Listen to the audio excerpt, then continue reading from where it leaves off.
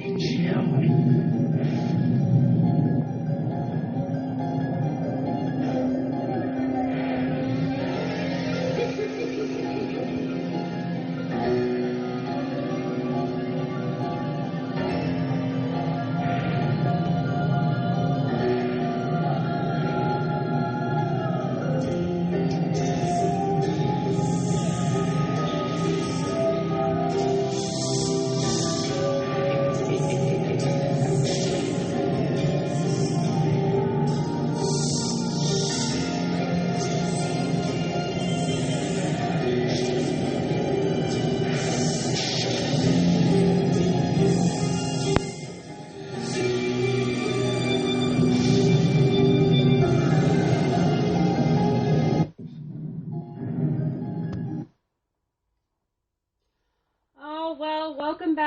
Fans to our podcast, Everything Horror.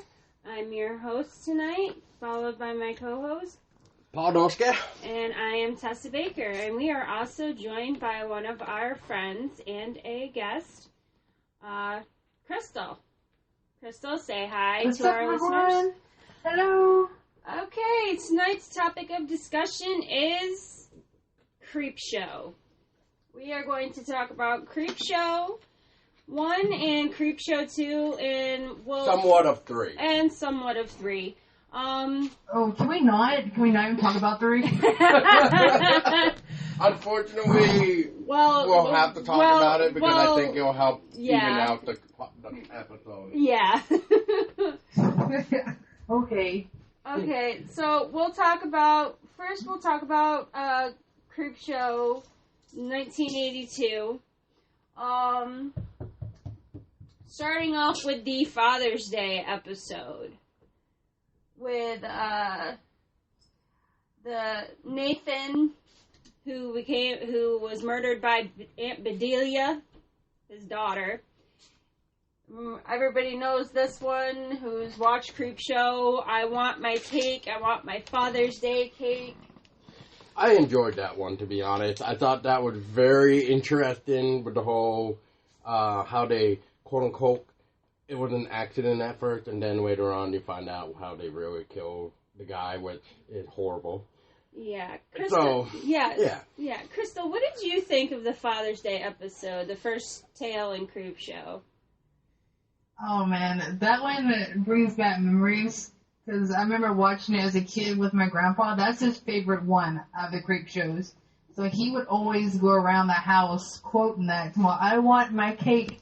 I want my cake. So, that one brings back a lot of memories for me. And I like it. I mean, it's so corny. No, but not that's at the point all. at the same time. Yeah. It's I nice. mean, it's just... Well, look at the year. It's a nice corny, though. It is. That's true. It was 82, so I mean... But it's nice that you had memories tied story. to it. Yeah. I do. I mean, it really brings back fond memories of being a kid, 5 and 6, sitting in the living room watching these with them. So, I mean, when I rewatched it last night, I told Paul, I teared up because I was like, oh my god, the memories of it. Yep. But it's nice that you had, such good memories with such Your a thing. Yeah, with Papa, with such a thing as Creepshow. It's really nice. And that he went around saying, "Where's my cake?" That's probably it's the priceless. best, awesome guy I would have known. That sounds like an awesome grandfather to me. And may he rest in peace. Yes, may he rest in peace. But he was a major horror buff. There's certain people that identify stuff with in my family, and I don't think I'll ever identify anyone else with horror besides my grandpa. Would you say your grandpa was one of the ones that really got you into horror? I would think so, yeah. You would think so? He's the one that got me in. Oh, yeah. He got me into the old school George Romero, Night of the Living Dead. He would quote that. I mean, he would be like, "They're coming to get you, Barbara." So, I mean, he got me into all Barbara. They're coming to get you, Barbara. He would always say that too, and I'm like, are you serious? Especially if we went to a graveyard, he'd say it. We'll have to do a podcast on that too. What did you think when Nathan came out of the ground after Bedelia? Aunt Bedelia. What was? I thought it was a good, like, I thought it was like good payback. She deserved it. Yeah, she did. Yeah, after she murdered him with a marble ashtray, knocking him over the head with it. Busting the head with it, yeah. Yeah, I thought that was just desserts for what she had done. Oh, God, yeah. Oh, God, yeah. All the poor man wanted was his cake. And she got all pissed off because he's like, I want my cake. Where's my Father's Day cake? You bitch! You know. You called me a bitch! Or something like that is what she yelled, yeah. But I do feel bad for Bedelia because he did kill, or he got her lover or whatever killed. Her lover was Yarbo. Yarbo was her lover, and he had him killed in a quote unquote hunting accident. Made it look like an accident. Which we'll just have to say right there too that one thing I really loved about Creepshow is how they did the whole, like, that scene too. And even the beginning, which you just kind of just heard where before I fucked that up because I was just looking on the time. But anyway, it's the comic strip. Mm-hmm. Or like, what do I want to call it? The comic box that they use for the quote unquote hunting accident. Mm-hmm. I just liked how they did something like that. Especially, it might be the same one, but they had like the part where it would be comic book with one box over here with like the car and then the other side with the car. Or I might be thinking of different episode. Mm-hmm. But anyway, yeah, I just like how they put in like the whole comic strip deal. How they incorporated the comic book into a movie. The movie, yeah. The movie. Yeah, that was clever. Especially like the death scenes and stuff. Yeah. I thought that when Nathan murdered Hank in the cemetery by pushing the tombstone over on top of his head, I thought that was kind of brutal. Squish! So brutal.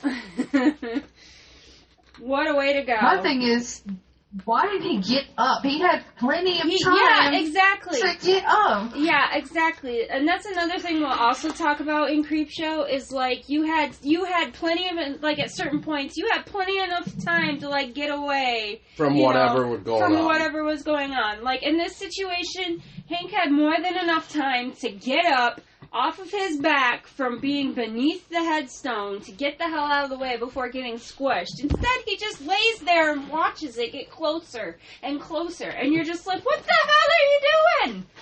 Get up! I would have been out there so fast. Yeah, I'm sorry. If I saw that's just like Bedelia. Yeah. Yeah. Yeah, it's the same thing with poor Aunt Bedelia. Like, she saw Nathan coming out of the ground. She just stood there. Screaming, which I guess is a natural reaction for seeing somebody coming out of the ground from the dead, I guess. But what were you gonna say, Crystal? I was about to say, I'm sorry, I can put down a bottle of Jack and I can still get my ass up and run. It may not be straight, but I'm still moving. Yeah, just don't trip and fall. Yeah, I think Aunt Bedelia was also pretty lit during this scene too. She was pretty well drunk. Jack or some shit. Jim Beam. Whatever. She was drinking some Jim type Beam. of whiskey. Yeah, she's drinking Jim Beam. And she almost finished it, if not. Yeah, she had maybe a fourth of the bottle left before it went on the ground. Yep. And then surprise.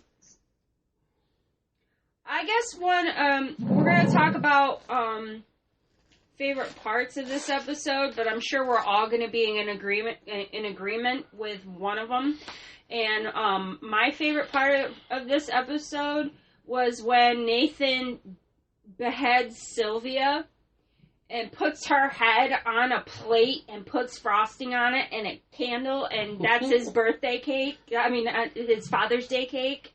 Yep. I loved it. And he's like, it's Father's Day, and I got my cake. Yeah. You know, that was my favorite part of the entire the whole tale. Oh man, that was awesome. That's probably one of the best lines from that episode, in my opinion. Yeah, besides the iconic, where's my Father's Day cake? I want my cake. I want my cake, which you probably said about 20 times. Yeah. What about you, Crystal? What was your favorite part of that tale? Or I think my favorite part was the same day. I think we're all in agreement with the same part. Like in all the deaths, Sylvia's death's the most realistic. I can see that happening, her not getting away in time. Mm-hmm. So I can see that one happening. And then he walks out with the cake with the candles. I've never seen a happier zombie in my life because he got his cake. Yeah, right? And I was like, go you grumpy old zombie. Happy Father's Day.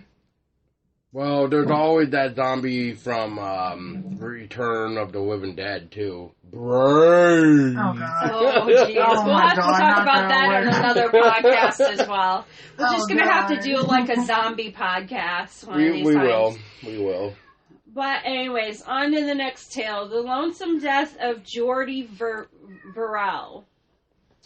And I'm not sure if Paul had noticed this at first, but Jordy Verrell is actually played by Stephen King himself. I did not. And I actually pointed this out to Paul last night when we were watching it. I was like, did you? I was like, that's Stephen King right there. And he's like, really? I'm like, yeah, that's Stephen King. And he goes, holy shit! I did not know that.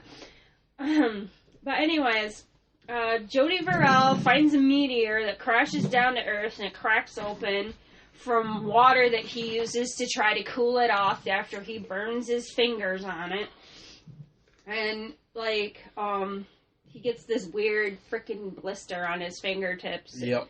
And then, all of a sudden, his whole area of where he lives, his house and his surrounding land and stuff gets taken over by these, outer space weeds, for lack of a better word. My favorite episode. This is the only episode I actually remembered, too.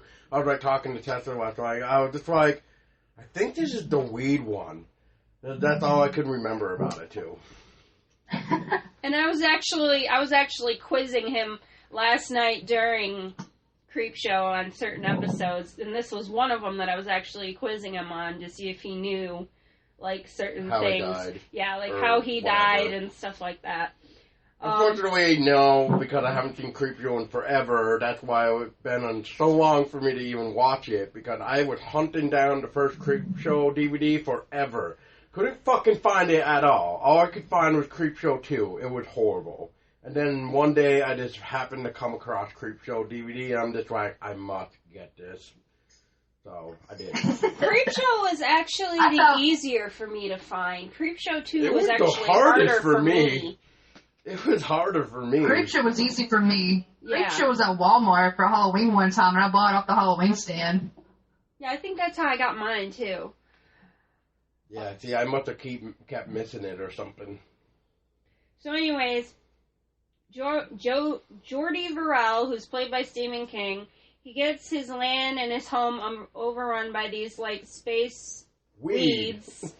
And he himself slowly starts getting taken over by it until he makes the foolish mistake of getting into a bathtub full of water. Which he then becomes a whole weed man. Weed man for lack of a better word, because we can't think of a better word to describe it was 1982. Somebody had to be smoking something, so there you go. There's weed. Yeah. But anyways, Jordy, this one we really don't have much to talk about on it because it was just kind of there wasn't a lot of deaths in the first one. It was just Jordy by himself, and he took his life with a shotgun, blew his brains out. Or weed right now. I do have a question for you guys, though. Yes. All right. Jordy put his fingers in his mouth after he touched that meteor. Would you guys constantly be sucking on your fingers after you touched that meteor? No. No. No. I don't think I would have done it. I don't think I would have done it as a reaction after I burned them. My initial reaction for something like that, and even as Paul, anytime I burn myself, I instinctively go for like cold water. Me too. I don't go and like Me suck. too, that's what I do. I don't go and like suck on the wound. I go for cold water.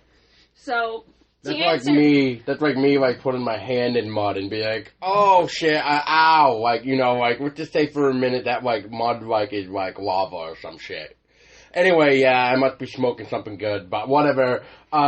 So let's just say you put your hand in mud, ow, okay, you're gonna put the muddy finger in your mouth? No. No, I think... No. So no, to answer your question, Crystal, no, we would not constantly suck on our fingers, No, we would not. especially if we touched a strange meteor and got burned by it. Yep. If anything, I And would that was want his my whole hand thing. examined. That's what I would want. If I had them blisters like that, I'd be like, I need to go to a doctor. All right, now let me ask you both. If you were in the same situation as Jordy Verrell, and you got down to the point where you became a full, like, bodied weed, would you blow your brains out like he did? No. I'd probably see what happens. Paul would see what would happen, and Crystal said she'd probably follow in Jordy's footsteps. Okay. All right. So listeners, if you are listening, feel free to comment on what you would do. Would you A, blow your brains out, or B, would you be like me and behave it out and see what happens? Okay, next episode we're going to talk about is something to tide you over.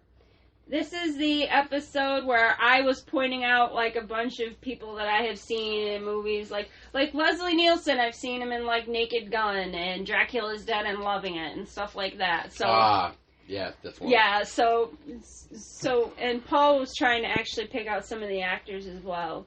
And Trying to. Richard Vickers is played by Leslie Nielsen, and Harry Wentworth is played by Ted Danza. And then Becky Vickers is played by Galen Ross. Now, in this one, Harry Wentworth and Becky Vickers have an affair behind Richard Vickers' back, and they get caught. And Richard finds out about it and takes Harry to the beach and tells him to get into a hole and kneel and bury himself up to his neck, and holds him at gunpoint while doing so. So he buries himself up to his neck, and he's like, I promise you will see Becky if you do this, blah, blah, blah. So he does it, and then a couple minutes or so pass, and Richard brings out a TV on a spool of, like, cable wire out into the middle of the frickin' beach, mind you. Yeah, and he's letting him watch the suffering of Becky. Yeah, watching the suffering of Becky. In the same situation further down the beach. She's buried up to her neck. She's got waves coming in and sloshing her in the face and everything else. And Richard says to Harry, if you can hold your breath, you can get out of this. All you have to do is hold your breath. So he, sets up a camera on both of them, leaves them out there on the beach, goes back to his house to watch them, duke it out with the waves. What did you think? Hold her breath. Yeah, what did you think of this episode, Crystal? I actually liked it because Leslie Nielsen doesn't really play bad guys very often, so it was a really good retrospect to see him actually play someone bad. I mean, he plays the Naked Gun and Mr. Magoo, and he's always this funny character. So seeing him just be this vindictive husband, getting his revenge on these two, it was really good to see him just being a bad guy. First of all, I like that. But I really enjoyed it. I mean, even though when he's telling him, it's like concrete, isn't it? The sand and stuff. They actually had a better chance of getting out before the tide rolled in. Because once that tide rolled in, they were stuck. That's what I was telling Peyton when we watched it last night. He was like, they can get out easier with that wet sand. I'm like, no. They're pretty much SOL with the wet water and the sand because they can't get out. Yeah, it's like you said, it's like cement. It's like quicksand. You're not getting out of it. Yeah, so no. Not when it gets wet, and when you keep struggling with that tide, you're just sinking deeper into that sand. So, I thought it was clever. Mm-hmm. If I was going to murder somebody, I'd have a private beach and do that. No, I wouldn't really do it, but Yeah, hypothetically. Hypothetically. Yeah, hypothetically. That'd be a smart move to do if I had a private beach and want to kill somebody. Yeah. Don't go do this, people. I'm not telling you to go get a private beach and kill people. This is just the hypothetical. This is just a hypothetical situation, people. She's not saying literally do this. Just so we're clear. Yeah, disclaimer: do not do this. Don't say, "Oh, I heard off the podcast that I should go do this." No, you didn't. You did hit that from me. But no. I did like it. I thought it was creative, like how they came back from the tide, and they can't. Yeah, that mist that you saw in the camera, that ghostly mist. I thought that was kind of cool too. But yeah, go on. Really interesting. Yeah. Well, before you continue, I just want to back Crystal up on this, but I just wanted to say, everybody at some point in time in their life has had to have a thought about killing somebody. Guilty. That's just human nature. Of course, we're all guilty of it. It's human nature. It's one Just of the our way natural impulses. Yeah. It's how we're programmed. Like when we get really pissed off and angry with somebody, our first Oh my God! I instinct just is want to kill them. Yeah. Are we really? It's not like we're gonna act upon it. Yeah, sure, we think it sometimes, but do we act upon it? No. Some do though. Some people do, but we are not one. We do not do it. We just gradually just walk But forward. Move on. Yes. But anyway, I think Crystal was saying something before I accidentally. Yeah, Crystal. Crystal, It was something please. about the mist or something. Yeah, Crystal, please continue.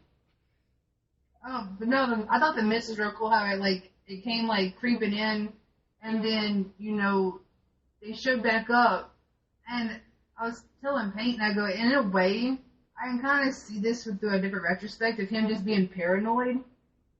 They actually, they're there, the creatures are there, and they came and got him. But I think a lot of it, too, was just paranoia and guilt after he did it. Because, he was watching on the camera for a while, then he, clicked it off. He didn't want to watch anymore. So I think a lot of it had to do, paranoia and guilt with him. So you think he was feeling some level of remorse?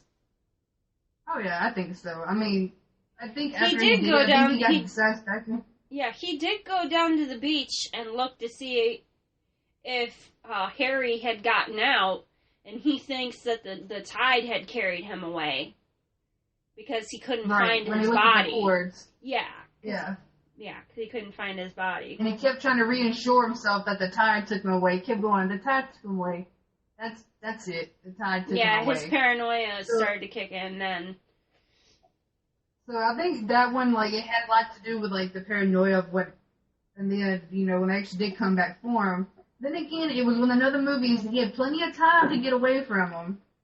If I would have been in that bathroom, locked in the bathroom before they came in there, I'd already been out that window by the tub. I already busted that window open. Especially when he shot both of them in the head, and it didn't kill them. I'd be like, alright, I'm not going to keep wasting bullets. I'm getting the hell out of here. It's I'm getting out of here. No, thank you. Now, I'm going to back up for a minute. Before Richard has Harry get in the hole, Harry actually gets a chance to pick up the shovel, and he was going to get ready to swing at Richard, but Richard had already had a gun out and ready and pointed at him.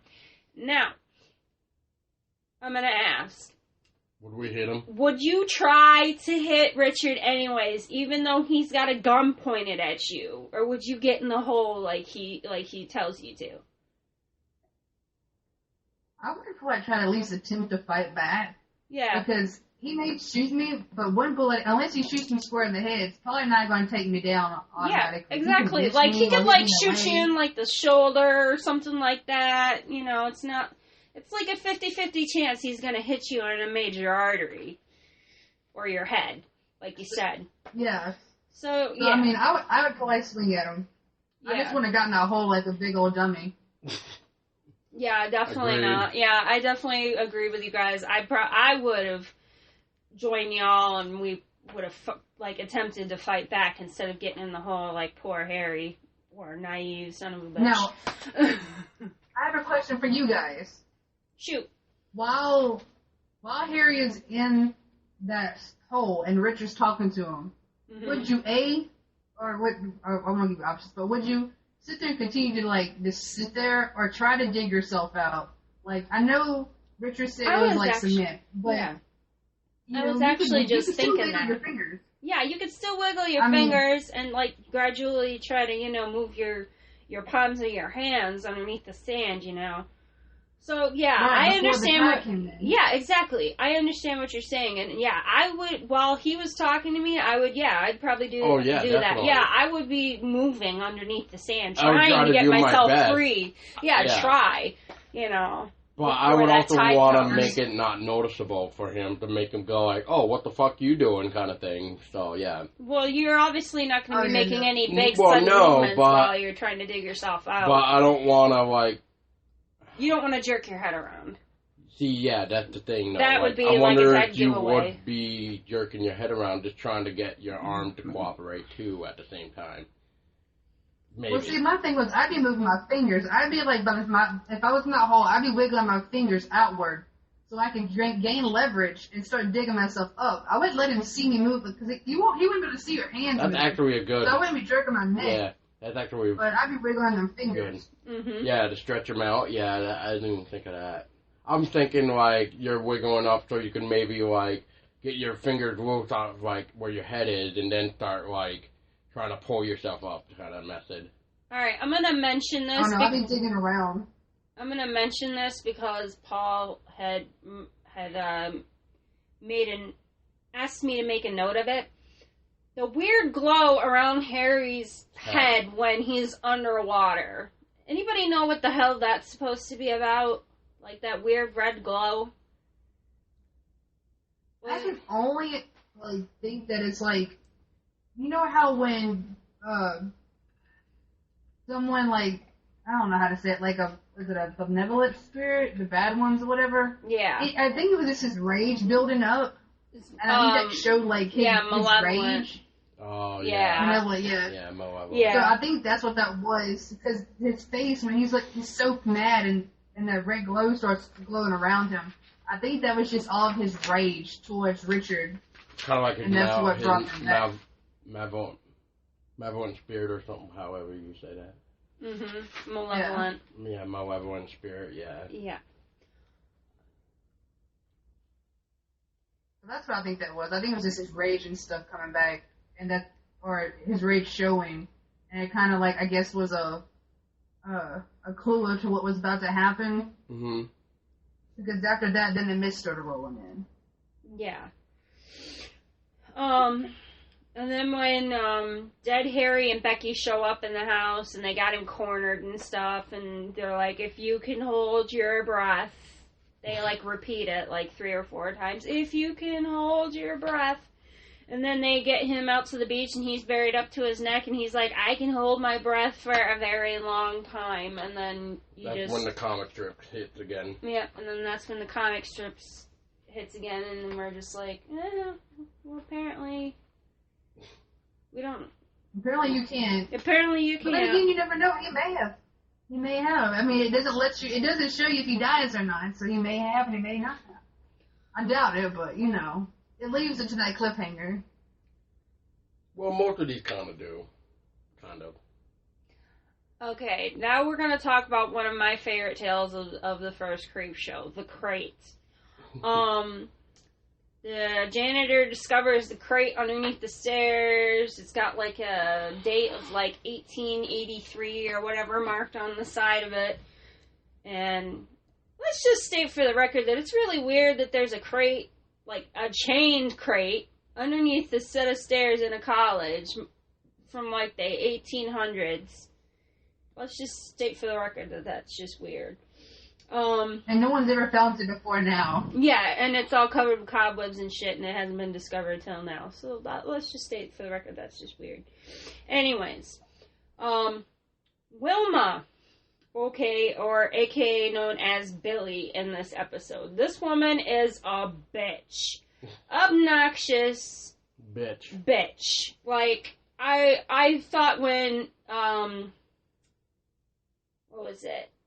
Hal pulled out a gun and shot her in the head. I thought that was real, and I was actually smiling the first time I watched it. And then I was... freaking golf claps. Huh? What? The freaking golf claps. Everyone starts giving the golf clap. Like, yeah, everybody's like all happy and stuff because he shot her, and then it goes back to reality, and she's like, "Oh, what would you do without me?" And just like much better, bitch. I'm just sitting here, and I'm like, just kill the bitch for real, please, just please. And the woman's got a severe drinking problem. Like, she even, like, put, like, freaking, like, whiskey or bourbon or whatever into milk at one point during the tale. And I'm like, wow, woman, you've really got a drinking problem. If you put whiskey in milk, yeah, that's just nasty. You got a better stomach than me. I've drank orange juice and vodka before, but that's normal compared to the shit she was doing. I mean... I love me some screwdrivers now, but whiskey and milk, I'm good. No, thank you. Well, apparently you guys ain't hardcore drinkers like she is. I guess not. I couldn't do it. Apparently we didn't get the memo. No, apparently not. That's fine with me. So, let's see here. Creature kills janitor after they, cut the chains. Which is a dumb idea. Which is really, really, really, really dumb. And you can clearly see before the janitor gets attacked that there are a pair of eyeballs inside this crate. Okay? I'm sorry, but if I see a pair of eyeballs inside a crate that was chained at one point, I'm getting the fuck away from it. And I'm calling the police or army or whatever. Somebody. You might want to call yourself like the frickin' army, because, the police ain't gonna do shit in this case. But, poor janitor gets eaten, gets what was it? Gets his arm gnawed off first. Yep. And then has his back up against the crate, and his head's, like, right in grabbing distance of the creature, and the monster pops out long enough to pull the poor janitor in and starts gnawing his head off. Yep. And then brings his whole body into the crate. I felt bad for the janitor, though. Yeah, I was like, poor guy. Yeah, I did feel bad for poor janitor Mike. Yeah, he got it pretty nasty. But so did Charlie, the kid with the glasses. He got it pretty nasty, too. He got his throat slashed at, and his face scratched, and then just... He got bit. Or eaten. He got mauled. He got mauled. And then he got dragged away. And then he got dragged into the crate. Now, this is body number 2 for this thing. Where the fuck do they all go? Like, that crate ain't very big. It's not very big. Unless that, like... crate goes to another freaking dimension. There's only so much space in the damn thing. But anyways, what did you think when poor Charlie got mauled, Crystal? I mean, I felt bad for Charlie, but my whole thing is he wanted to get the boot to measure the teeth marks on it. My first impression would have been, okay, you're telling me this big monster thing ate the janitor. I'll go down there and see what's going on. And when I saw that boot, fuck the teeth marks. I wouldn't know what Charlie would have done and gotten that little crawl space. I'd have been like, okay, we need to call the Ghostbusters or somebody else because there ain't no way I'm crawling in here with a bloody shoe. There's no way. Yeah, there's no way in hell. No. I mean, I know he just wanted to try to help, and he was just... his curiosity pretty much killed him. Got the better of him, yeah. So, I mean, I do feel bad for Charlie, because all he really wanted to do was help and figure out what it was. But, in a way, you make a stupid decision like that, you're going to get eaten. In any horror movie. Well, if you really wanted the damn shoe that badly, you could have found other means to get it besides crawling into a tiny fucking crawl space under stairs. And and it was actually, like, encased down there too, except for a small little space to crawl into. If you really wanted to get the damn shoe that badly, you could have found other means of getting it other than putting yourself in direct harm's way. Just saying. You could have been like Hal and got like that broom or that little scraper and like scooted the boot back to you or something instead of crawling in there with the box. Yeah, exactly. Poor decisions, poor life choices. Incredibly poor. And that's how you get killed. Okay, what was it? She called him Henry? Henry, I think? Yeah, she calls him Henry. Henry gets called in by his buddy who works at the college. I'm drawing a blank. I'm forgetting his name. Calls him in at the college and is like all in hysterics and stuff. And something terrible has happened and blah blah blah blah blah. And then Henry gets down there and blood everywhere, bloody mess. Starts cleaning it up. Leaves a note at home for Wilma to come down to the college that, you know, gave her a fake story of how his buddy from college, who's a professor or whatever, got into trouble with hanky-panky with a student and got into trouble, you know, because he knows that Wilma can't resist juicy gossip. So he gives her this fake story, gets her down to the college after he cleans up all the bloody mess so it doesn't look like there's any signs of foul play. Lures her there for the beast beneath the stairs. Now, before I go any further in this, what did you guys think when you actually seen this thing? That thing was awesome for 82. I mean, they I'm used I'm assuming. I don't want to say assuming, but I'm pretty certain that were definitely practical effects. But then again, look at like the Howling, that wasn't all practical effects actually. But so then again, it makes me wonder, like, I want to say practical effects, but also at the same time, was it practical effects? Well, in all, the Beast was definitely interesting. It was scary. Because, I mean, if I saw something like this, I'd probably run the fuck out of that college. Yeah. I totally agree with that as well. I saw the teeth and the big glowing yellow eyes and the claws. It essentially looked like a freaking Bigfoot, but a really scary looking fucking Bigfoot. Crystal, yeah. What did you think of the monster? When I was a kid, he kind of creeped me out. Like, I wasn't scared of him, but like, I was like, okay, I don't want to go by wooden crates for a while. But just the teeth and like it said he was like from the North Pole or the Arctic expedition. So when they showed it, he looked like a deranged, abominable snowman kind of creature, I guess. Yeah. So like he was definitely different.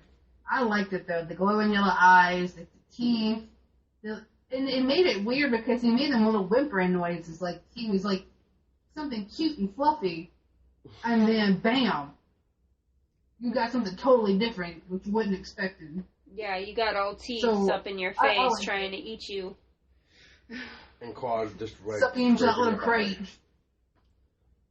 Yeah, wooden crate, yeah. Alright, but I like it. Henry gets Wilma down to the college and gets her to, go investigate underneath the stairs, and then starts trying to antagonize the beast by slamming Wilma up against the crate, saying, "Wake up! Wake up! Wake up! Come on!" And Wilma, pretty much just like wanting to feed her to the beast, yeah. Yeah, essentially wanting to feed her to the beast and hoping that the beast comes out, and then after all that noise being made, nothing. And then Wilma says something, I forget what she says. And then I think you lost when it you this time or something like that. when you least expect it, the thing comes out of the crate and goes after her. It's like that build up or anticipation, because you know the monster's gonna come out of the crate and eat her. It's just all a matter of But when. it just makes you wonder, like, kind of like what you said before, like, is there another dimension? Is that why it took forever? Like, Yeah, because I seriously, like... I mean, you would think after the second wake up and the banging against it, you'd think the thing would pop up like, hey, what the fuck going on kind of thing. Like, you're bumping my crate. So, another, I'm gonna add this in here. Paul and I actually enjoyed the soundtrack for this episode, like the music for it. We thought it was really, Spooky and scary. Like, spooky it and just eerie. fit the environment. It actually did. It did fit the environment for that episode. Yeah, we'll get to more of the soundtrack with, like, 2 and 3, too. But, yeah. Definitely, the crate, though, that definitely fit the environment. So what did you guys think when Wilma, a.k.a. Billy, finally bit it and the monster took her? She didn't really deserve it. If anything, the guy really deserved it, because, you know. You felt that Henry deserved it more than Wilma? Yeah. What about you, Crystal? All I can say is tell it to call you Billy, you bitch. Yes. I thought that was I didn't like her. I didn't like her either, but I also thought it was kind of interesting, but I also expected this from Henry. You noticed throughout the tale that he kept having visions or, Some type thoughts of murdering murdered her. her. Whether it was shooting her in the head or strangling her with his tie, he was always having one of those thoughts where he just wanted to get rid of her. So Yeah, what was the other one? I she like shot her in the head, and then what was the other Strangled one? her with a tie. With a tie. Yeah. The necktie. Yeah. And then wasn't there one more before the bees? I thought there was like one more. Mm-mm. No, it was just There's those. only 2 of them. It was just those 2, and then he finally did end her by using the beast. The bees, yeah, okay. Okay, so Crystal and I are in agreement. She's a bitch. We think she deserved it, and in a way. Well, I just figure Henry deserved it just because... Well, she put Henry through a lot. If you Well, notice, she made Henry like the bitch boy. All I was going to say is, yes, she put him through a lot, but do you really think, like... Anyone deserves to be murdered bait for that a way? by a beast? No. I could think of other I things, but... don't know if I would wish that on my worst enemy either. I don't know if I could, feed them to something like that. But then again, I would have to be really, really pissed off to do that to somebody. I'd rather do it myself than murder a beast, to be honest. Mm-hmm. I think he just got desperate at the end, though. Yeah. Because if you watch, the whole time, he looked so miserable and just, beaten. And, I guess he got tired of, the verbal abuse, and in a way, some people are like that. Once they get to that low mark, and I guess to me, it's a really smart move. Mm-hmm. Because there was no foul play, there was no evidence of her left for them to find. I mean, and I actually liked how he did it. Yeah. Right. I liked how he locked his buddy up, drugged his buddy in the study, locked the door so he couldn't get out, left Wilma the note, and then lured her down there. That, to me, that was so perfectly planned. He knew it, and then he cleaned up the mess before she got there so she wouldn't see all the blood from the other victims. And there wouldn't be any blood, if the police investigated either. They wouldn't be able to find evidence. Right. Yeah. So, yeah, that was pretty clever how he did that. He, went, play by play and planned it out right down to the letter. Made sure that there was, no loose ends, no evidence whatsoever to tie what had happened back to him or his buddy that he locked up in the study, like you said. And he even said to his buddy, or his buddy had said to him, well, what if I had called the police before you got here? And he's like, but you didn't. And he straight up says, you wouldn't. You wouldn't. Or you didn't, or something like that. Yeah, No, he's like, but you didn't, and you wouldn't. And he was like, but, so he was cocky about it, but he did make one fatal flaw, though, with that crate. He took it to the quarry and he pushed it off, and it went in. Yep. It went into the crate, and who knows what it actually did to the crate once it hit bottom. Well, I know at the very end, like when you see this, the beast's eyes glowing, and then you hear the crate crack. Yep. Like he's busting the crate open. Yeah. He's getting out. Yeah. So he didn't lock the crate up well enough for him to not get out that crate. Yeah. From what what happens if the monster gets out? Yeah, from what I saw, he only used one padlock. He had more than one padlock in his hand, but I only saw him use one. I only saw him use one too. I'm like, dude, you better lock it up and nail it back shut. I guess he didn't really think about that. I guess he thought he was going to drown. And if you had noticed while he was driving the beast to the quarry to get rid of it, that you could still see the monster able to get its hand out of the crate onto the edge, and you could see it hanging over on the crate. He should have secured that bitch so you couldn't even see the beast's hand, like, outside of that crate, and that it's, like, open, like almost, like, what, a quarter of a way? You shouldn't even be able to see that. That just goes to show you, like Crystal said, he did not lock that crate up good enough. Well, like you said, he only used one lock. Yeah, I would have taken a damn nail gun to that bitch. Chains, locks, nail gun, and I would have made sure that goddamn and took like some like metal strips, like steel strips or something, and a fucking welder and welded that bitch shut. It would have got out on my watch, I know that. Well, you wouldn't want to keep the beef as an antique. No, I'm good. Okay. Not for eating me when I'm trying to sleep. Now we're gonna get off to Crystal's favorite episode of Creepshow. They're creeping up on you. This stars Upson Pratt, the germaphobe with a roach problem, and this guy's supposed to be like a millionaire tycoon or whatever. Whatever, yeah. Whatever you want to call it. He's like a severe germaphobe. He has his own fucking room with like sliding doors. He's got just like his own Paul, shit. What was it that you said to me last night, babe? You said something to the effect of, why does a guy like this need to have like his place like done like this, or why would a germaphobe have their place done like this, or something like that? I don't even remember now. It was something like that, and like he had it down to where he had his like germ output read out on a machine, and air pollution and everything else, and he had like these like electronic like garbage disposal thingies that like got rid of his tissues and everything. Yep. And he had disposable gloves that he would change every time he had to wash his hands, which is just really weird, but to each their own. Some people's phobias are just really bad. Yeah, I think I also made another note on this one, didn't I? Let's see. No. Nope, okay, it wasn't this one. No, it was the next one. But yeah. Anyways, we can all agree and be in agreement with this. The guy was a dick. He was an asshole. He treated his employees and people in general like garbage.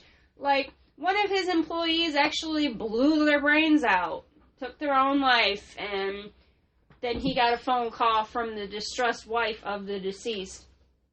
And she was just like, "You're a monster. I hope you die.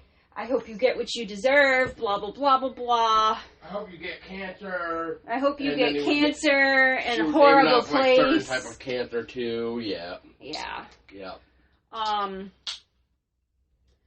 So, it all starts off with one roach. One. Just one. One's too many. One's too many. Yes. One too many, and Crystal, this is where you take the mic. Okay, Crystal, why don't you tell us your thoughts and your feelings about this episode? I want to pick your brain. I want to get inside your head, and I want to know what you thought about this episode. Go on ahead, girl. Okay. Well, this one, besides Father's Day, is probably the other iconic one from my childhood, because this is the thing that gave me my irrational fear of roaches. His whole sterile atmosphere, and that one roach that started all, and he's constantly fussing about having a bug problem. And, I mean, it seems like as time goes on, more roaches show up. Especially after the lady tells him, I hope you get what you deserve. And he's talking about the people of New York, and his employees are nothing but bugs, and then he would be squashed. And then I remember he's eating like bran flakes or oatmeal or something in the food processor. And he's looking out in New York calling people bugs. And I remember he eats the oatmeal and then looks down and there's grinded up roaches in his food. And I remember as a kid going, oh my God. And when he poured the box of cereal, whatever it was, out, and all the roaches start pouring out the cereal everywhere. And he starts freaking out. Start bashing the rodents or roaches with the box. Yes, the roaches starts trying to smash them all. And I'm just like, that was disgusting as a kid. Like, I was a tomboy, but I didn't mess with roaches like that. So I was just like, dude, no. And like, it progressively got worse. I remember when he called the exterminator. The exterminator was just like, he really didn't care. No. He was just like, he was like, all right, how's it going? You know, and like, I remember him telling him he would be back at like 11:30 or something with exterminators. Yep. And like, the lights start going out, the blackout, and the roaches just start coming up everywhere. I remember they were just pouring out from the jukebox. Like, they were flooding the jukebox and the sink. They were coming up from the sink. They were coming up from the sink. They're all over the computer. They're coming out from everywhere. Yes, everywhere. And I'm thinking, first of all, I'm like, where are all these roaches coming from? You know, how can you have a roach problem that fucking bad? And then, you know, they're like just, like they keep flooding. They keep coming in. They come through the little garbage chute that he has, and I remember he goes into like his little sterile bedroom, and he's like, "Ha, you can't get me now." And I remember the wife of the dead husband calls again, and she was like, I hope you die. I hope you get what you deserve." And his bed starts moving, and he rips the blankets back, and there's fucking roaches like everywhere, shape, size, and color. There's roaches, and like he's freaking the fuck out. And I'm thinking, I don't think he got out. I think he stayed in that room. He stayed in the room. Yeah, yep. I think they flooded that room with him in it. And then the janitor dude finally shows up because he tried to get him on the intercom. He was stuck in the elevator. So he couldn't come back up. Mm-hmm. And then when the guy finally shows back up, the guy, his whole apartment's pristine. It's clean. There's no roaches. Except for inside the bedroom. Except inside the bedroom where the poor old, well, not the poor old dude, the bastard deserved it, is dead on the bed. And then you see blood start seeping out of his skull. And cracking noises. And cracking noises. And this is what gave me my biggest fear, is when they started pouring out of his mouth. And they busted out of his chest cavity. Chest burster. That terrified the hell out of me as a kid. Like, if the room filled with roaches didn't scare me, having the fear of roaches crawling out of my mouth and out of my chest really set that foothold in my life. To this day, I can't have plastic roaches by me. I can't have real roaches by me. I can't have dead roaches by me. Because I have a fear that them dead roaches are going to come back from visions or something and crawl on me. The undead roaches. So I can't deal with roaches. The undead roaches. I can't stand any roaches because of that film. That one right there, I got goosebumps watching last night with Peyton. I was like, oh, I'm going to have nightmares about roaches tonight. If I find a roach in his house, I'm going to piss myself. Which bring to like a little off topic. I know we kind of talked about it before, but kind of like when we were discussing Until Dawn with the therapist, you had to choose between are you mostly feared of like rats or roaches, which I believe you said roaches, right? I picked roaches. He had the jar of roaches on his desk. Yep. With that game was really fun. I mean, you can check out that episode 2, which is like 2 hours and 36 minutes. But it was so much fun to talk about. But let's continue on to the topic here. Next we're going to talk about Creepshow 2. 1987, the year I was born. Woo! Now, what we noticed about this one, after the credits had rolled for this movie itself, was that the truck driver was Stephen King for Creepshow 2, for the opening. And Tom Savini played the creeper, and his voice was done by Joe Silver, which I thought was kind of neat that they had Tom Savini in there. For those of you who don't know who Tom Savini is, he played in From Dusk Till Dawn.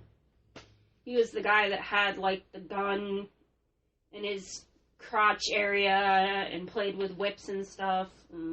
That's another movie I need to go back to see. That's been a while for me. But yeah, he's also is one of the people who helped create Friday the 13th, a.k.a. Jason. Mm-hmm. But anyways, first tale we're going to talk about in Creepshow 2 is Old Chief Woodenhead. Old Chief Woodenhead starts off with Ray and Martha. They are the shop owners for this little dusty town. And Ray is played by George Kennedy, and Martha is played by Dorothy Lamar. Holt McNally plays as, what was his name? What did we call him? Oh, Sam. Sam was Benjamin's nephew or something like that. Some shit like that. Shit like that. Well, anyways, starts off with Benjamin bringing the jewelry of his people. I forget what they called it. Like the Inchinga or something like that. Which, Crypto, do you know what that gift was called? You remember? Are you talking about the turquoise straws? Yeah. He called it something specific. I think it was called the Inchinga or something like that. I'm trying to think. Well, while we're thinking about that... I think so. Yeah. I know it was like something sacred to him or something like that. Yeah, it's one piece from each family of the tribe that was most precious and sacred to them, and they put it in this this leather roll to be given to Ray and Martha as payment, like a loan, like to give them time to pay back what they owe. So Ray and Martha, and if they didn't buy 2 autumns, that they could keep it. So I thought that was kind of a neat way to do it. And then when Ray tried to give it back to Benjamin, Benjamin's like, well, don't do that because that's an insult to us. You'd shame us. We'd look like beggars, and that's a big insult. No, don't do it. So they kept it. Martha comes out after she went on like this big rant saying about how like Ray and her do so much for these people and no one does anything for them and they're a bunch of vultures and blah blah blah. And then in this moment Benjamin proved Martha wrong, and then Martha actually admits that she's wrong. She was just like, well, I was wrong and misjudged you and your people. You have shown me, this kindness and everything else. Yeah, so I thought that was kind of nice how she kind of came out and she was like, well, I was wrong and blah blah blah. But anyways, let's get on to the nasty shit. Sam comes in with his burglar buddies. We've nicknamed them, or as he had nicknamed them, Rich Boy and Fat stuff or fat fat boy stuff or or whatever. fat boy or whatever. That stuff. Yeah, fat stuff. So they come, like, Martha and Ray come back into the store, and Sam's behind the counter, and then he's got Rich Boy and Fat Stuff in there, and they're essentially ransacking and robbing the place. And Sam's just like, oh, take what you want, boys, sitting there, like, stroking his shotgun like he's overcompensating, for lack of a better word, because that's all I could think when I was seeing him just standing there, like he thinks he's hot shit. Unbuttoned shirt with the shotgun. He had a jean jacket on, no shirt, fully, like, exposed chest with his, like, long black hair and shit and his jeans and everything, trying to think he's hot shit. Because he's going to Hollywood. Yeah, why don't you He's talk... gonna be a rock star. Yeah, he's like, I want to be an actor, you know, famous, blah, blah, blah. You want to talk about certain things that you noticed, babe? Let's see. How Martha and George, they first get a gift.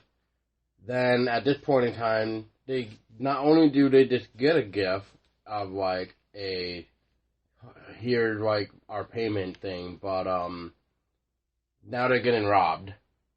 So what I noticed too is during the purse scene when Sam is asking Martha to go get the purse and whatever, and when she finally comes back out, that at some point in time you notice that there's a Creepshow rack that Rich Boy is screwing around with.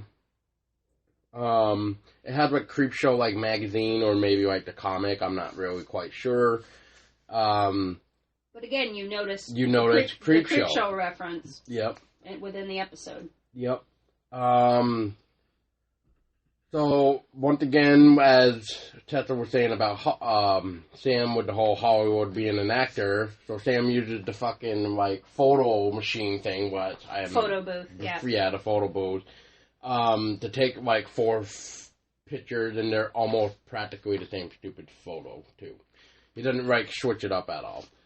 Another thing is, when they finally get everything from, like, what they want money-wise and whatever, the Rich Boy wants to actually go. Because they've got enough and what they needed, whatever, to go. But Sam refuses. So then, because of that, Martha, at some point, gets told to come near Sam, or some shit like that.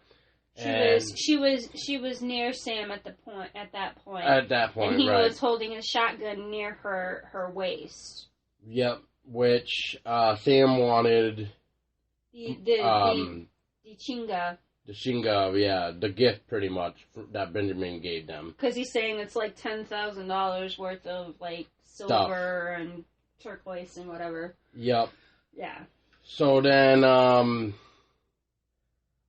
Martha got shot, and then Ray got shot. All because of this Benjamin gift is what I pretty much noticed. Mm-hmm. And then the only other thing I noticed is that the shotgun effects, which Crystal, I'll have. What did you think of the shotgun effect when you first see the quote unquote wounds of a shotgun from Sam shooting Martha and Ray? Ray, yeah. Those are shotgun wounds?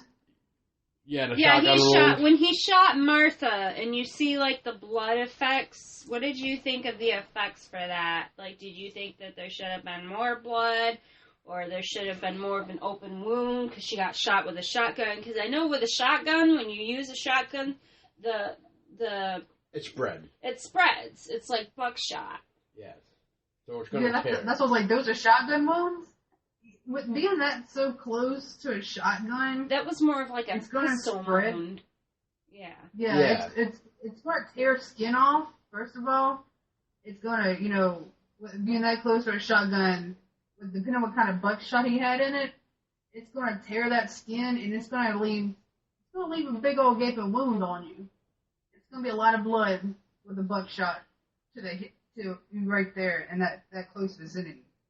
So yeah, that they could have done a little better with the shotguns, because when I shot him like That's not a shot. That's not what shotguns look like when you hit somebody with them that close up. There's a lot more carnage than that. Yes, and I mean, the only reason why I mention that is just because, like, I know it's 1987, don't get me wrong, but I've actually seen older films have way better effects than almost like what you see today, too. So, that was the only reason why I put that downward, because it just didn't really feel like a shotgun wound. It just felt like you got shot with a pistol or something. I don't know. Yeah, it definitely didn't resemble a shotgun wound. Not at all. Because I would at least expect with a shotgun wound, like Crystal said, that there would be more of a wound. You would see that it was done by a shotgun. You would clearly know that it was a shotgun wound, and I would expect her clothes on the side to be somewhat burned from, like, the gunpowder. Or making contact, or torn more, yeah. Instead, it just looks like somebody stained their clothes with Kool-Aid and with being that close, wouldn't you think she would have jerked? Yeah, she would have had more of a reaction. Instead of just standing still. Same with Ray. He should have been knocked backward. Yeah, she kind of was just like, ugh, I just got hit, and then he falls down on a ragdoll, yeah. Yeah. So, that was the only other complaint I really had about that episode, but otherwise, the next scene would be when Sam is finally outside, trying to celebrate, he's howling. Anyway, so then he decides that he wants to shoot up the place. Yeah, he's just like, oh, we're finally getting out of here, no more at this stinking small dirty town. You know, we're gonna go live large in Hollywood, blah, blah, blah, bang, bang, bang, shoots up the place, shoots the Indian statue, which you clearly start to see before he shoots it, that it's already starting to move, like, in the face. Especially with Benjamin. Benjamin noticed it moved. Right away, yeah. So. But anyways, he shoots up the place, shoots the Indian statue before taking off in the car, in the Firebird. Which I just have to say, like, being born from the 80s, I thought that, like, back in the day, Firebirds I thought were actually really cool cars. Just saying. I thought that was pretty cool. Which, Crystal, what picked your brain on this? Do you remember how each of those guys died and who went first? Oh, God. Hang on. I remember how, Sam dies. Okay. I want to say that Andy died first, I think. Andy was Rich Boy. The order that they actually died was Fat Stuff went first. He was in his trailer, cracked open a beer, he was looking at a naughty picture, watching, like, he had some, like, background noise from a movie on his TV, and all of a sudden, ping, arrow to the chest, ping, arrow to the head. So he gets taken out by 3 arrows by the Indian. So he gets taken out by bow and arrow by Indian. That's first kill. Second kill, Rich Boy, aka also known as Andy. He's trying to sneak past his parents, who are sitting in the living room watching the same program that Fat Stuff was watching before he died. Yep. He's trying to sneak to the garage with his boombox in his bag. And all of a sudden you hear crashing and all sorts of noise out in the garage. And then he opens the door, finds that his car is trashed and destroyed. Completely trashed. Not out in the garage for not even 5 minutes, and the door closes behind him, and the Indian takes an axe to his head or face or whatever in the general head vicinity. Yeah, you just only can tell just blood because of the spray shadow. on the wall. Yeah, you can't really tell, like, you can only tell that he got it, like, in the face or in the general head area by the shadow on the wall. Yep. But he ends up being laid out on the car. Sprawled out on the hood of his Firebird. Yep. And garage door closes and the little Indian noise, like, music or whatever, off to Sam. Now, Crystal, why don't you tell our listeners how Sam dies? Okay, I definitely remember this. I remember Sam was at his house, I think. Yes. And old Chief Woodhead goes to his house and goes after Sam. And Sam has that damn shotgun. And I remember he tries to shoot him again with that damn shotgun. And I think he runs into his bedroom or his bathroom to get away from him. His bathroom. But that's his bathroom. And old Chief comes busting through his bathroom and grabs him and scalps that motherfucker. Yeah, Gets his ass at the end. Yeah, and then before Sam actually went into the bathroom, he actually said, like, what I find a kind of cheesy line. But it kind of is cheesy, but it does make sense, too, of why he would say it. But when he sees the Indian statue standing in the doorway, right before he goes into the bathroom, he's just like, you can't be alive. It can't be alive. Yeah, he puts his arm through the wall and he pulls Sam's head through the wall, through the other side, and then scalps him. Which pretty much brings to the finale where Benjamin comes back and he... Wait. You're going a little too far ahead. Benjamin wakes up. Oh, yep. Wakes up in his bedroom to find the Tachinga at his side with blood on it, on his bed. He then goes up to Ray and Martha's store. The very next day, or whatever. Yep, and to find, continue, babe, that the statue is back to where it was, and he's actually holding Sam's scalp right in the hands. Yep. So and then he pretty much just said, "Rest in peace, warrior." And he's like, "Thank you," like in like an Indian language. He's like, "Thank you. May you rest in peace, May you rest warrior." in peace, warrior. Blah blah. Hey, don't blah blah blah the Indian. I like the Indian.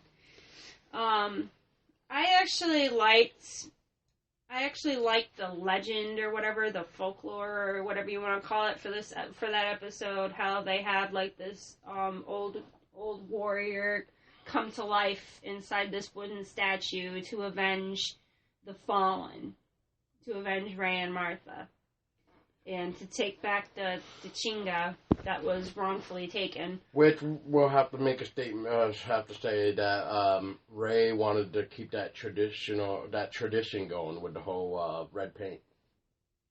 Yeah. Did he have paint on? Did he have his the red paint on his face at the end? He did. Chief Woodenhead, he had new face paint on. Yeah, he actually put it on himself. The statue put it on himself. Yep. Yeah, he had put it on himself before he went after Sam and Rich Boy and Fat Stuff. And then I think he touched it up at the end by using Sam's blood, but I'm not entirely certain. Could be. I wouldn't be surprised though, because that's something that warriors have been known to do. Paint their faces with their enemy's blood. Yeah. Yeah, it's like a rite of passage type of thing. Any other thoughts on that tale, guys, before we move on to the next?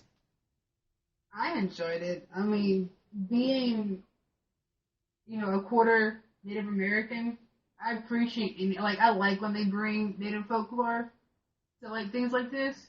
Just like with the Wendigos and Until Dawn. It's cool to see stuff like that, because a lot of it's not brought into movies or games and stuff. So to actually see, like, something like this, actually, the warrior avenging the fallen and bringing back rightfully what belonged to them, I enjoyed it. I thought it was really good. That's probably my favorite one from the second Creepshow. Yes, which I will also add that I just hope in time that more films kind of go with that rule of like folklore, because you could do so much with that. Okay. Great, guys. Now, let's move on to the Raft. The Raft is actually one of my favorites from this one, from Creepshow 2. Which, as soon as it started, I handed her the paper and pen, and I said, "This is your favorite, and you know this one because you're already telling me stuff about it. You write the notes." And that's exactly what I did. Randy, aka Pancho, is essentially the shy boy best friend of Zeke, aka Cisco, which is the more cocky, outgoing guy. who actually likes to sport around in a yellow mankini, for lack of a better word, Speedo. And then you've got Laverne, which is like the red lipstick, like sultry, like seductive, like slutty girl. She comes off that way. And then you've got Rachel, the redhead, who's like the know-it-all. She's I like think. she's like the goody-goody, maybe. Yeah, I she's don't like know. the goody-goody, like more of the more reserved person. Like they're all smoking weed in the car on the way to the raft, and she's the one that like declines. She's the goody-goody. Knows it all. Like the kind straight of. edge or whatever. Yeah. Anyways, they get out to the site where they pull up to where the raft is. And they're all getting ready to go in the water. Blah, blah, blah. And right away you notice a duck out in the water, like, squawking and essentially crying out and everything in the middle of this blob-like mass in the middle of the lake. And you see it gets swallowed up by it. So, there's your first sighting of the blob and the blob's first victim. A poor, defenseless duck. I felt so bad for this damn duck. I'm like, what the hell does a duck do to you? Apparently it was in its way, so the duck went. Another thing we're going to mention before we get into the gory details is how the blob acts or moves, its behavior. It stalks like a croc would. If a croc was in the water, it stalks. This is one of the things that Paul noticed about it last night while we were watching the Well, tape. yeah, I noticed it acted and kind of looked like a croc, like from far away, just because of the weird bumps on the fucking blob The thing. weird shape. So, like, if you were to probably see it far away, it would probably to you look like a croc, I'm assuming. I mean, I know in my defense, it probably would look like a freaking croc out there. So they all like get in the water, freezing their asses off, complaining about it. Oh, my nuts are receding, blah blah blah, or their ice cubes or whatnot. Yeah. They get out to the raft, and Pancho and Cisco get up on the raft, and Pancho, aka Randy, is like, "Come on, girls, swim faster," because he notices that the blob thing is getting closer. He's like, "Come on, Rachel, Laverne, swim faster, yanks Rachel up onto the raft, hurts her in the process of getting her up there, because she goes to climb up, and he goes to pull her up on the raft, and she falls back in the water, and then he goes to pull her up again, and she falls back in the water, and then he gets her up on the raft finally, and hurts her while doing so. And then, Rachel's, seems like she's taking fucking forever to swim to the raft. Meanwhile, this thing's getting closer and closer and closer, and then she finally gets there, and the thing just misses her. Which, I just want to pause for a minute, but Christo, do you remember this episode at all? I remember bits and pieces of this episode. I do remember, I don't want to get too ahead. Yeah, but I do remember, I think, what happened to, redhead Laverne. I remember what happens to her at the end. I remember what happens to Randy. But I don't want to get too would far you ahead. say that what I've said so far is kind of refreshing your memory a little bit? For the episode? Yeah, it does. Okay. Alright, so they're all up on the raft, and they're complaining they're cold, trying to have a good time, lighting up joints, smoking, blah, blah, blah. Rachel actually takes a joint this time around. She's smoking and stuff. And then she's all out of her mind, and she's sitting on the dock, and she's watching the blob-like creature thing, and she's stupid. Very, very, very, very, very stupid. What does she do? You don't know what this thing is. You don't know where it came from. You don't know what it's capable of doing. What does she do? Reaches her hand out. She reaches her hand out to touch it. I did an automatic fucking face palm when she did this. I was like, what the fuck are you doing? Which? You're asking to be lunch. And then Crystal. It snatches her under. Yeah. It snatches her under the water. Yeah. Yep. It pulls her into it. Pulls her into the water, and she's in the middle of this blob, and she comes up, and she's, like, screaming. She's like, oh, Randy, help me. Help me. It hurts. It hurts. And then she gets sucked into it, and boom, gone. Bye, Rachel. Victim number 2.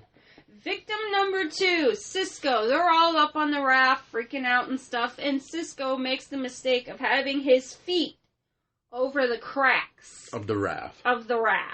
And the thing comes up from underneath the raft. And hooks onto him pretty much. Hooks onto his leg and drags him down. Pulling him down into the raft itself.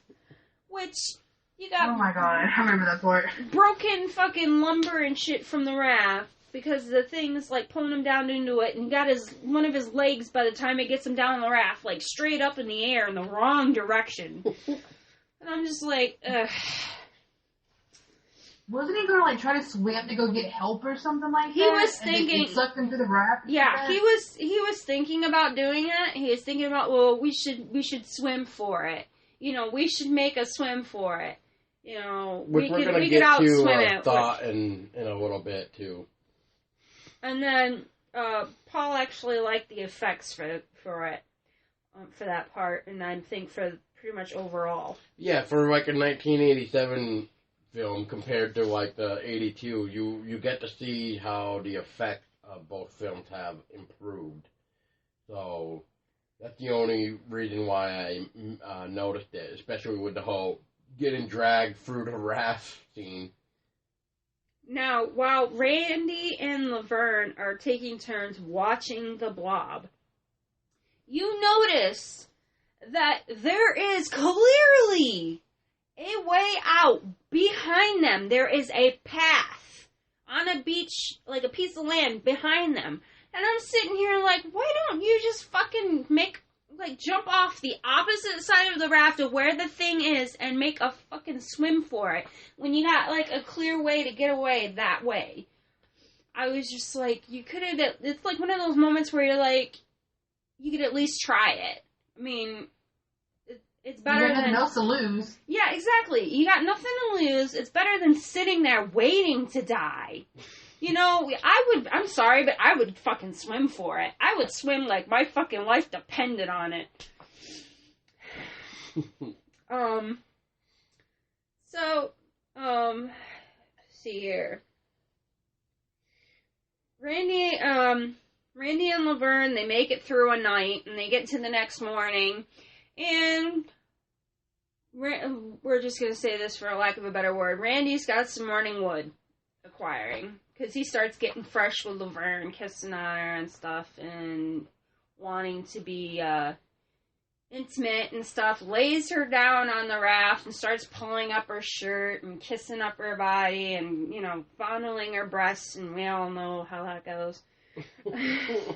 Getting all fresh. Hanky-panky on the raft. Nothing gets you more in the mood than seeing two of your friends get devoured by a black blob that's still waiting to devour you. But you know what? I'm in the mood to do some hanky-panky. Let's get this on. Right? I was just like, I was thinking the same thing. I'm like, dude, you just watched two of your friends get annihilated by this big, like, slimy black blob mess.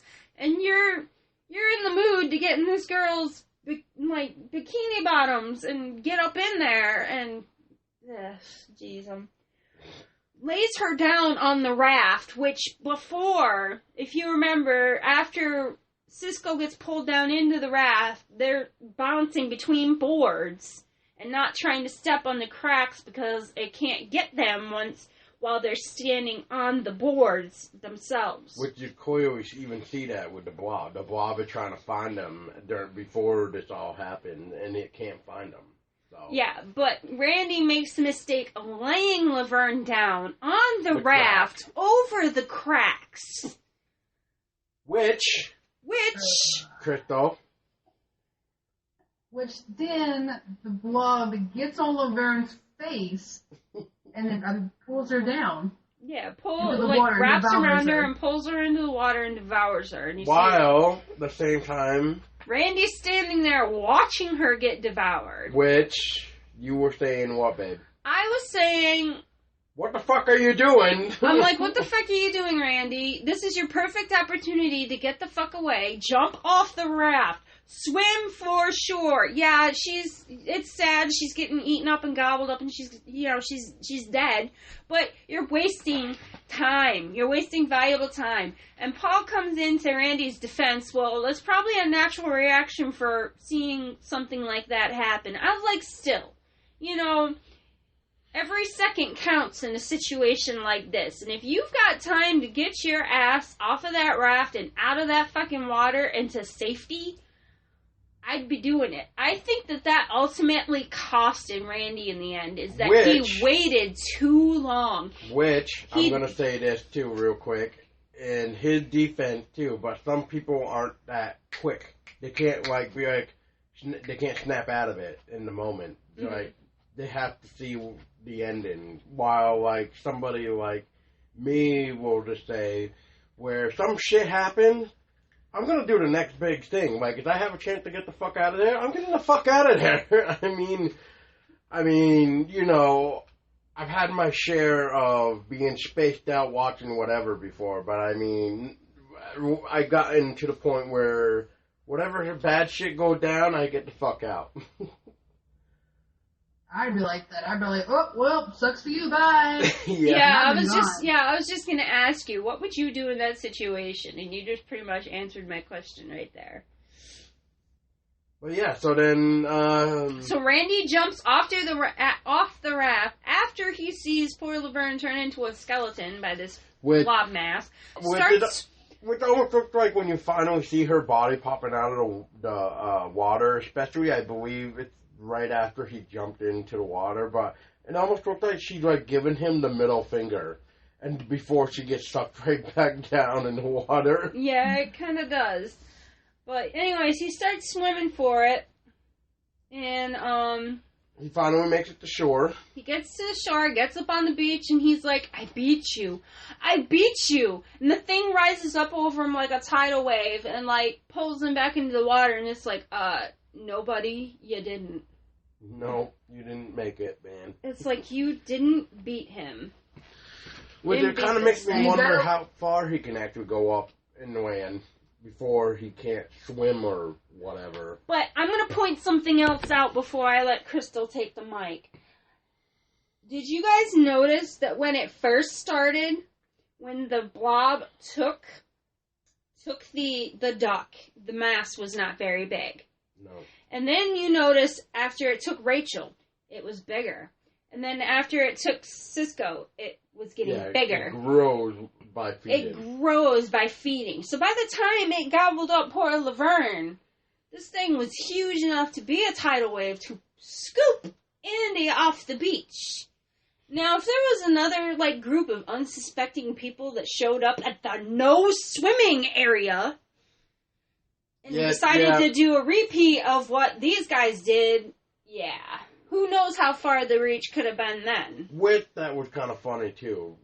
At the end when he gets gobbled up, too, from being on shore, the camera, hands off. And then you just see the sign that just says, no swimming.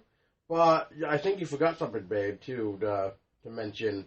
The car battery with the radio. Oh, yeah. I forgot to mention that. They've left the radio on in the car as they went out to, swim on the raft.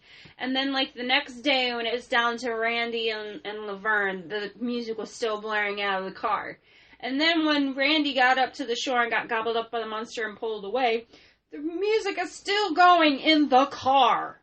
Wouldn't the battery have died by now? Yeah. Or the radio would have shut off, you would have thought. The radio probably, the car died from the battery.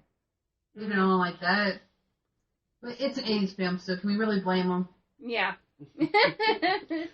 So what did you think about that one, Crystal? What did you think about the raft? And did you have a favorite part? It. I think my favorite part was the end. When Randy was like, I beat you, and the damn thing comes up and just goes, whoop, and sucks him in. No, like you said, nobody, you didn't beat me. Like, I wouldn't even stop and said, "Ha, I beat you." My ass would have kept going to the car. Fuck got all in the this. car, Bye, everybody. got in the car, And drove left. away, and then said, "I beat you." Yeah, I'd have been a safe distance away from there before I even wanted to talk Well, that thing. what makes me, like, kind of scratch my head is, why were you that close to the water, too, when you're starting to say, I beat you, I beat you? It's just like, dude, you just barely got out of the water. The water is, like, maybe 2 inches from you, and it's just like, really, dude? Like, you're not thinking, like, he might actually still be able to get you. Like, because you got to think with, what's-her-face, Rachel, who reached her hand out. She didn't even touch it. She skimmed her fingers over the top of it. You could see her skim the fingers over Well, yeah, the top but of that's it. But, I mean, but when it finally got her, though, she was only, like, a couple distance away from it, right before it, like, actually grabbed her. Yeah, snatched out and grabbed her. Yeah, exactly. It wasn't very far away from her. So, yeah, so that just makes me wonder, like, you just saw your friends get killed by the thing, and you saw how close they had to be, and, yeah. Well, I will tell you this. After I had seen that episode, I actually look for, like, no swimming signs and shit before I would get into the water. And when I would go out swimming and jumping off of rafts and stuff, I would kind of, like, look around and be like, there better not be a blob in here that's going to eat me. So that was kind of like one of those ones where, like, Crystal was, like, her phobia for roaches. I was just kind of, like, looking around, like, there better not be any, like fucking blobs and monsters of the deep trying to eat me. Or suck me underwater. Yeah. It's kind of one of those things that went through my head as a kid. Nom, nom, nom, nom, nom. Okay, anything else we want to add about the Raft before we move on to our last one for Creepshow 2, which is the Hitchhiker? I'm upset. Yeah, I think we covered everything for the Raft. Okay, well, off to the Hitchhiker. The Hitchhiker starts out with a cheating wife who's sleeping with a male escort and doesn't want to get caught by her husband. And The best part is... This is something that I had noticed during the beginning of the episode while she was still in bed with the male escort. If you look closely on the headboard of the male escort's bed, there's a Stephen King's It book on the headboard. That was paperback. I got hardcover, though. I actually own it for hardcover. Booyah. But anyways, the cheating wife wakes up, like, late because the male escort's, like, alarm clock, like, the power goes out and the alarm doesn't go off, and she's got, like, 7 minutes to get 20 home miles. with 20 miles to drive. And Good luck. Yeah. Yeah. Yeah, and, I thought it was kind of funny how the male escort guy was kind of like, I counted 6 orgasms, and she's like, oh, you're charging by the orgasm now. And he's like, maybe I should start doing that. I thought that was kind of one of those things that was just like, oh my god. But it was funny.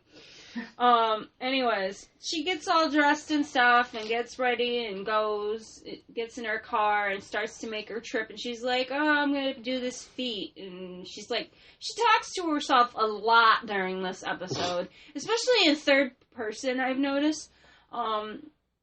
You know, she starts to make her drive, and she's like, oh, I have to do, like, this miracle of this feat of driving 20 miles in 7 minutes. And she lights up her cigarette, and she's going on, and she's talking about, you know, the male escort, and, like, she's trying to figure out an excuse that she could come up with if she's late to her husband. And then she just comes out with the truth, and she's like, well, honey, I was out getting laid.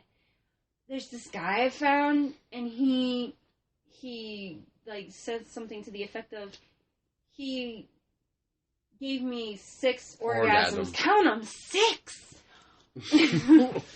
That's like $25 a piece. Like $150 or something, $175, whatever. So she loses her cigarette in her lap as she's going around the bend, and she's going at a decent speed as she's going around the bend trying to find her lost cigarette in her in her lap. And she hits this hitchhiker guy holding a Dover sign. Like, trying to hitchhike Dover.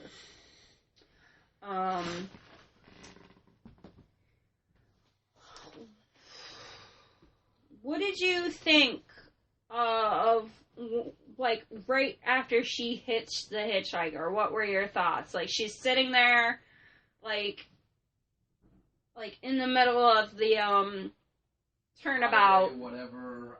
I don't even know what it was. She's just, like, completely in shock, which I would probably be, too, if I just hit somebody. I would probably be in the same mindset as her, like, completely freaked out. I don't know. I don't think I would drive away, per se, like a hit-and-run type of thing, but I'd definitely be losing my shit if I actually hit a person. So, Crystal, what were your thoughts when she did this? I was shocked. I felt bad for the poor guy. He just wanted to catch a ride in Dover, not get hit. So, I mean, especially when she took off, like, she was like, you know, there's no witnesses, that she takes off or whatever. I'm thinking, you're just going to let this poor guy die because you got 7 minutes to get back to your house? Well, there goes the third person again. She was also saying, like, did the truck driver see me? No, he didn't see me. And here's another thing that we had a hunch about, because we were thinking about this when we were watching it last night. The guy that pulls over to the side and notices the hitchhiker on the side of the road, we had a thought that it was her husband, the woman's husband, pulling out the phone and calling for, like, the police, the paramedics, whatever, and then you got the truck driver, and then you got more people that, innocent bystanders or whatever. Yeah. Because just like in real life, people want to know what the fuck went down. Nosy. They're just going to be nosy. Yeah. Like, oh, what happened? Blah, blah, blah. So she's like, she runs away from the scene, has her lights off and stuff so nobody can identify her car or whatever. See her license plate, whatnot. And she's got classical music going on the radio. And that's all the radio could find. Mm-hmm. And then she gets to a place where she, like, stops her car because she notices something in her rearview mirror. And you see her face start to change, like she becomes more horrified. So With Crypto, what did she see in the rearview mirror? Do you remember? She saw the undead hitchhiker. That is right. Thanks for the ride, lady. Yeah. She's watching him in the rearview mirror, and she looks away, and then she looks back in the rearview mirror, and he's gone. And then he appears at her driver's side door, and he says, "Thanks for the ride, ladies." Yep, thanks for the ride. Thanks for the ride, lady. So then he gets up on top of her car. She makes the stupid mistake of opening her sunroof with this guy around. He gets up on the sunroof and he starts grabbing at her hair and stuff, trying to grab at her and everything else. Thanks for the ride, lady. Thanks for the ride.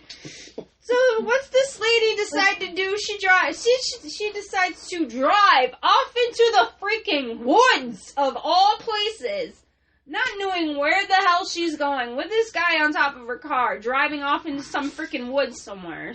Hoping that he would, like, get Hoping that knocked he'll, like, fall off or get knocked off or something. And I'm like, why the hell would you do that? I would have just kept on the road, gone at decent speed, slammed on my damn brakes, waited for him to slide off the top of my damn car, and then continue on. Not drive off in the freaking middle of the woods somewhere.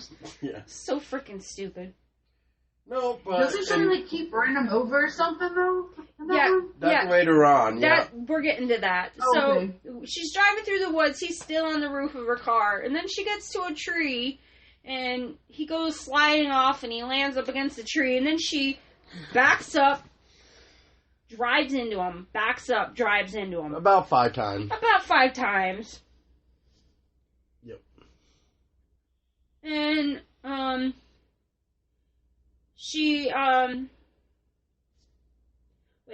we're up here. She stops her car on a dirt road after she gets away from the hitchhiker, thinking she's gotten away from the hitchhiker. opens her glove compartment, takes out her gun, which she's had the whole time. Which I'm assuming is kind of like a revolver or a Magnum or something. It was a small handgun. Anyway, she takes her gun out of the glove compartment, and he opens the door, and he's more messed up, obviously. And he continues on with his famous line, "Thanks for the ride, lady."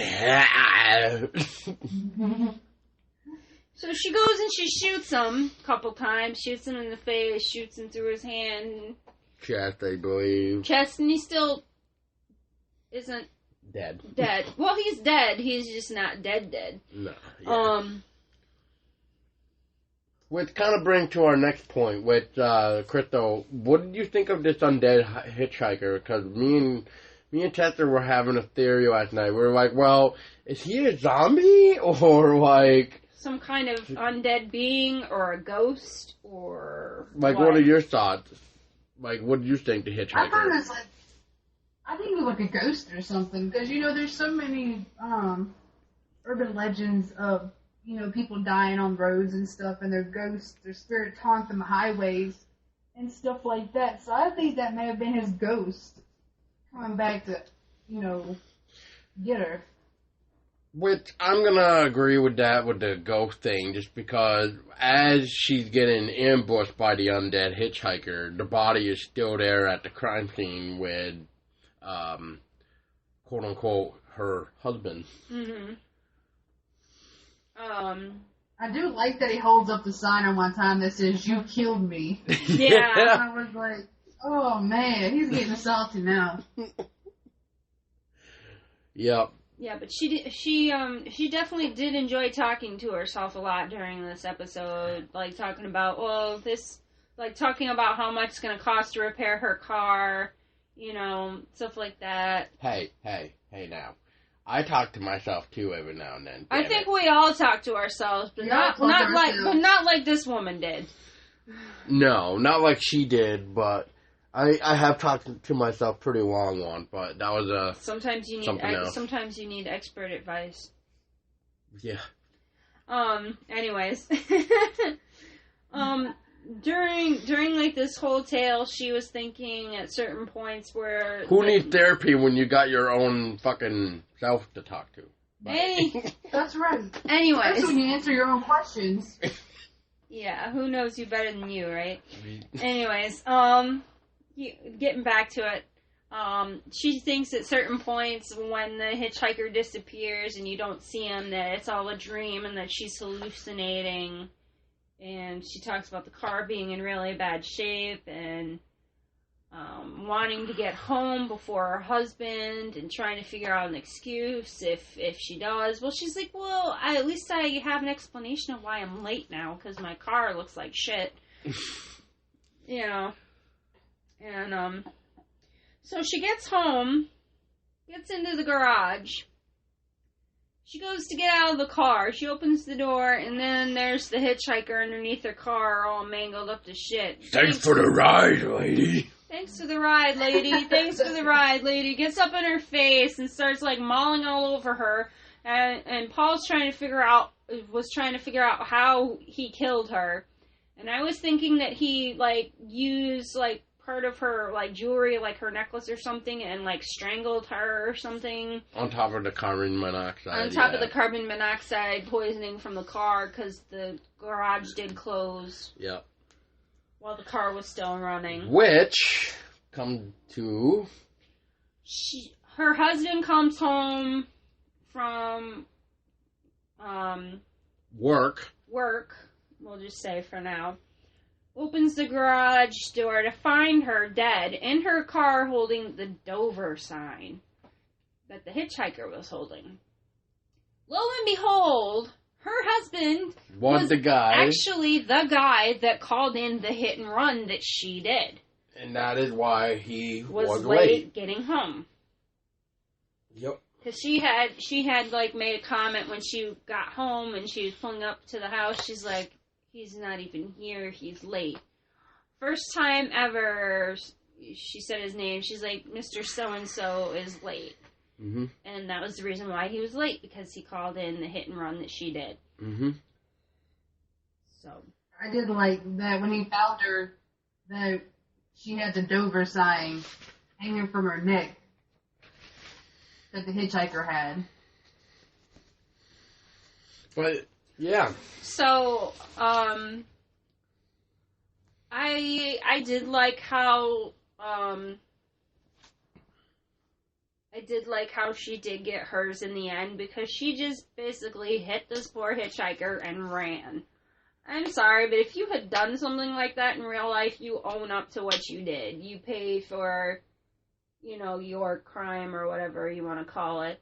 You don't just manslaughter somebody and run. That, so I think she got her just desserts for that one. Which kind of brings, I know this is off topic, which is another movie, which Crystal, I think, mentioned before. I've seen it before. I don't know if you've ever seen it, Tessa, but Drag Me to Hell. Yes, okay. I've seen it. It's like that movie. Like, that bitch got what she deserved. Right, Crystal? She did. Yeah, see? She did. Yes, she did.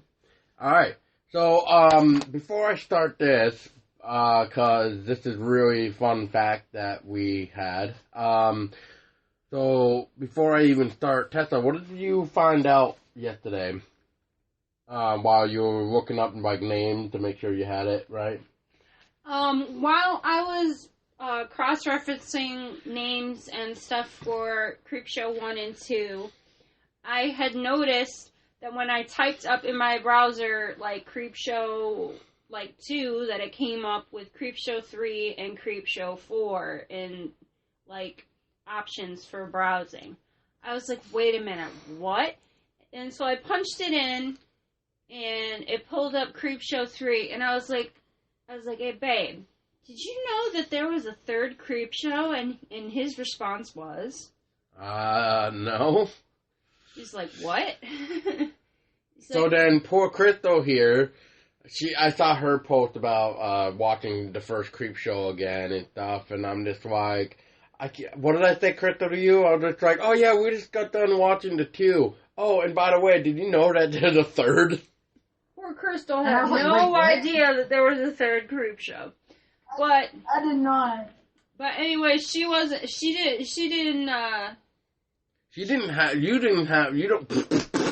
you don't have the Creepshow 2, so, did you even get a chance to watch it, or no, Crystal? You're just going off by our memory of what we wrote down?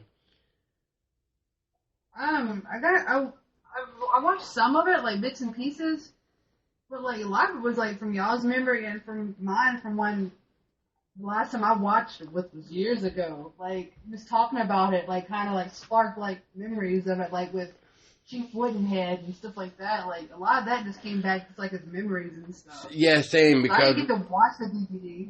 Yeah, same. When I was watching the old Chief Woodenhead one, I was just like, oh yeah, I remember this, and then I remembered the Blob one, and then the Hitchhiker one I kind of forgot about, But anyway, before I start... As I was doing the research, Creepshow 3, I noticed, came out in 2006, which, I'm sorry... 19-year difference. Yep, 19-year difference, which I'm sorry for my next statement for anybody who's offended by this, but... Sorry, not sorry. Sorry, not sorry. But Creepshow 3... I'm going to say, in all honesty, within the first tale of Creepshow 3, I was asleep. I fell asleep. I was out like a light. Did not have my interest at all like Creepshow 1 and 2. So I want to say it. I'm not sorry. It was a piece of shit. So...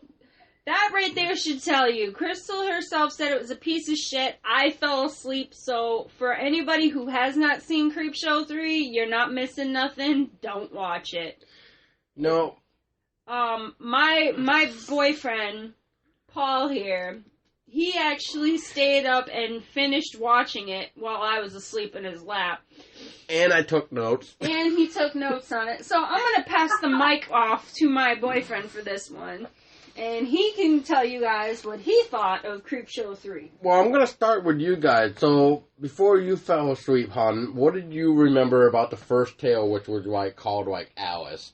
Well, first, let me start with this. So, how did you guys even like the beginning here? When you saw, that animation of the little boy kidnapping the dog to going into his, garage, and you see, something going on, and then he comes back out with hot dogs.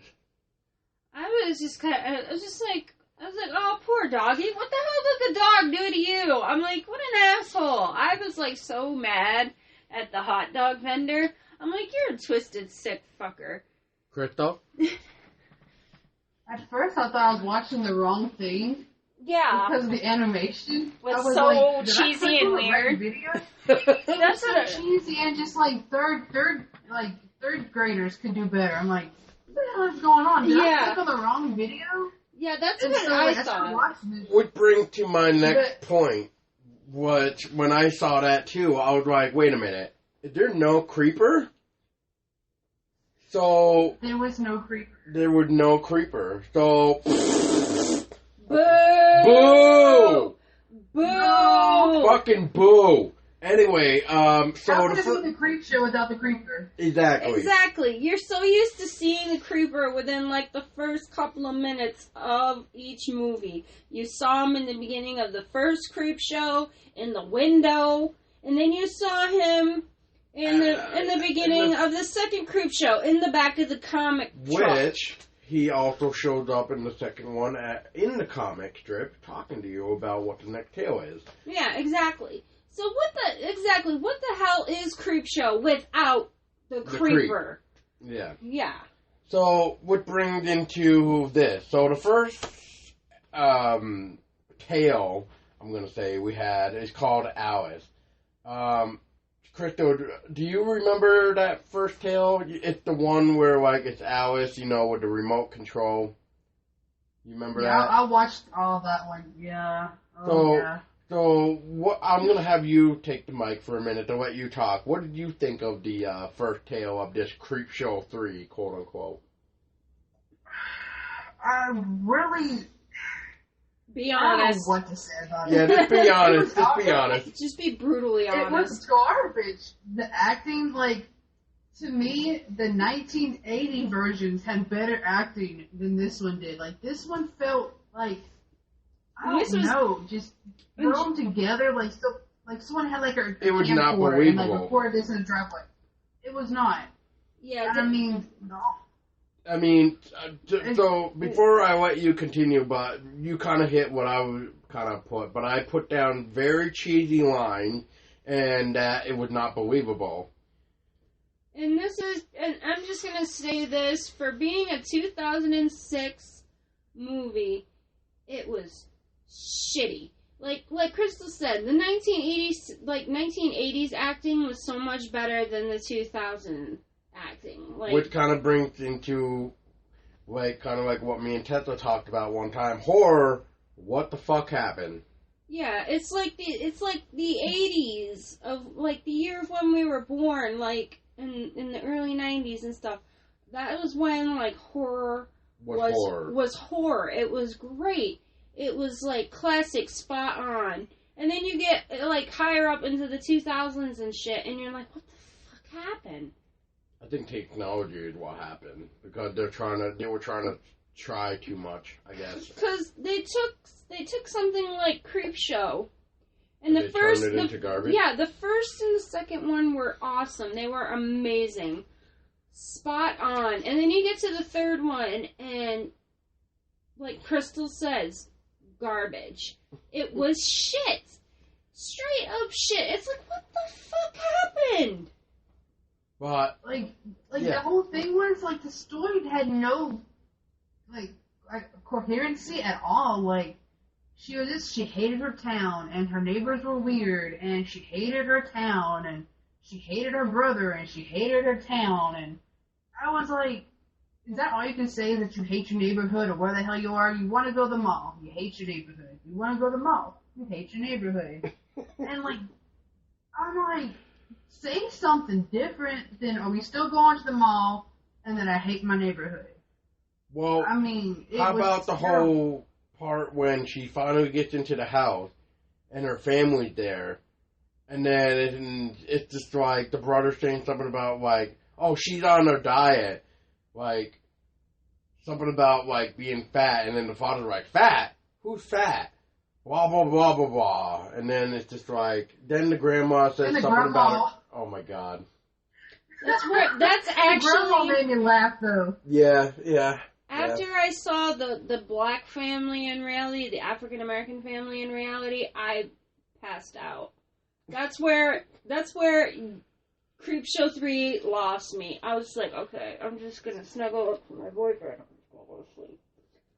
I really thought, like, when the dad hit the remote, like, she went to a different reality, but I thought it was going to be, like, a demented, like, Alice in Wonderland kind of thing. And it wasn't.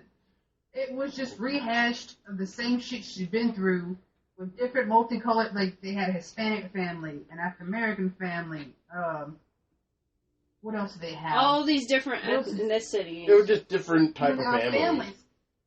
Well, and it was the same shit that she just heard. Except when she turned into, like, the blob. Or the thing. And I was just like, what the fuck is going on? Why is she melting? What does this have to do with, like, the buttons on the remote control? Yeah, we were kind of wondering at first if she was having blisters or warts at first. Because we're just like, what the fuck is going on here? Yeah, I actually woke up. It made no sense. I actually woke up during that part where she was like deforming and stuff, and I was just like, all Paul heard out of me was like, what the fuck? And then I went back to sleep. Yep. But yeah, just to wrap this one up, but yeah, the only other cheesy thing that I thought was like when she finally goes into that other house or whatever, and then the mailman comes in, and he's like cleaning the box off for her and whatever, then he finally scrams. But then like she turns around and the door opens, and she goes through the door, and then she's back to reality where she's like not even melted anymore. But once again, you hear that same bullshit all over again. And then, what else is going on here? Crypto, help me out. Like, she becomes melted again, or whatever the fuck happens. Yeah, she becomes completely like, the Toxic Avenger. That's what she reminded me of, was that Toxic Avenger. Like, just, like, completely melted and deformed, and her family starts going crazy, and then she runs out the house, and I know, like, a little science guy that she called Weird. She runs into him, and he turns into a fucking rabbit. Yeah, the professor. With the professor with the remote. Yep. And then the family runs out the gun, they're going to kill her, and he's like, and the professor's like, oh, it's nothing but a sweet little creature, why would you want to kill it? And it's a rabbit. And they're like, oh, what's its name? Her name is Alice. And then he walks away with Alice, and the mom's like, Alice, that's a pretty name. And that's the end. That's the whole episode. Which, when I saw that part, when they're coming out, the way the dad had the gun, I was kind of shaking my head on that. I'm like, really? You're going to walk out of the house with a gun? But you're going to be, like, aiming it like that? Like, oh my god. You're going to end up hurting somebody, sir. You don't know how to shoot that gun. No, you do not know how to shoot that gun. Why do you own a gun? But anyway. If you can't work the remote, you don't need the gun. Yeah. So, it was terrible. So, the second tale, Crystal, which is where you stopped it. I watched like half of it and I could not take it anymore. I was like, time to go to bed. This is bullshit. Okay, so that one was called Strange Radio. So tell me, Crystal, what do you remember of that episode? And then I'll kind of take off to where you turned it off. I'll do my best anyway. I know the part where he's a security officer. He lives, I guess, in like the hood or somewhere shady. They got the pimp with the escorts in his apartment, and one of the escorts, I think her name's Eva, is always flirting with him. He goes up to his room, drinks some beer, turns his radio on, and his radio breaks. So he goes out to some, I guess, shady part of town where they got hobos selling shit, just random stuff, like a book on voodoo and radios, and they're hooping and hollering for people to buy stuff. And I don't know if he stole the radio from the guy, or he paid him for it and then jerked it out of his hand. I think he took it from him and didn't pay for it. I think that's like what happened. Radio. I don't know. That part kind of confused me too. Because he tells him to keep the change, but I'm like, I think he stole it. Because they get pissed off at him, they're still hooping and hollering. And instead of chasing the guy to get their radio back, they just start yelling at people to buy shit again. So he goes back to his apartment, he turns it on, he's listening to it, and then it goes out, and he rips the antenna comes out of it. And he's just like, oh yeah, that's like what he wanted me to do, or some shit like that, yeah. Yeah. So then he hooks up a wire to it, and it kind of like makes noise or whatever. And I remember, I think he went to throw it down or something, and the radio goes, don't do that. And he's trying to find out where the voice is coming from. Once again, I think it's like idiot with a gun. Idiot with a gun. Like he's going through his house, trying to find out who's talking to him. And I think he figures out the radio's talking to him. I know he was in the shower at one point, and the radio comes on. So he comes to walk, and she's like, don't. You like this song. And then she tells him to, like, go dry off because you're getting water on the floor, and being like a mama to him, like, giving him orders and telling him to eat. And, like, the last thing I remember from watching that episode, was, like, he's at his job with the radio, and, like, I guess the movie producer or whatever is walking in, and he tells the guy, hey, that's a handicap parking spot. And the dude gives him the finger and goes into the building. And that's, I think, the last thing I saw. I turned it off after that. I was like, alright, this is stupid. Alright, so one thing I will say, which I found kind of weird, but I actually didn't mind the soundtrack to that episode. It wasn't bad to me. Did it fit the environment? Probably not. But it was decent in my own opinion. But anyway, from continuing off from where you kind of hit the hay, at some point the radio mentioned there's money stashed in another, like, apartment. So the radio tells him where to go for this money. And, but, so far throughout this episode, you're just like, yeah, okay, so it's a talking radio, big whoop, like, what's so scary about that? Well, ladies and gentlemen, right when the guy finally gets this money in a box, this is when shit starts getting interesting, or weird, I should say. But now that he's got the money, he got to get it back to his place without anybody noticing the money. So, when he finally gets back to where he is living with, like, the pimps, escorts and stuff, one of the guys who was taking out one of the escorts notices the money. And as soon as he walked by with the escort and out the door, the radio comes back on and says, now that he's seen the money, you have to kill him. And so, like, I don't really want to talk about this stupid fucking Creepshow 3 that much, but just to kind of give you an idea of what happened. But, Crystal, what it comes down to is that the guy that first saw the money, he tried to break into the apartment, and, of course, the guy there, whatever his name is, he ends up killing him, so, you know, there's no trace or whatever, but then the cops come, blah, blah, blah, and then, next thing you know is the radio trying to tell him that he need to get out of there. One of the escorts want to go with him because she doesn't want to stay there anymore with the pimp. So she ends up going with the guy. They stop at this like random broken down place or whatever. She needs to take a piss. And the radio right there, the radio is trying to tell him that you need to kill her, meaning the escort that is with him, because she knows too much. But he doesn't do it. Instead, he takes the fucking like crowbar thing, like a tire iron, brings the radio out and starts smashing the radio to bits. And then at that point, the escort grabs the gun and shoots him.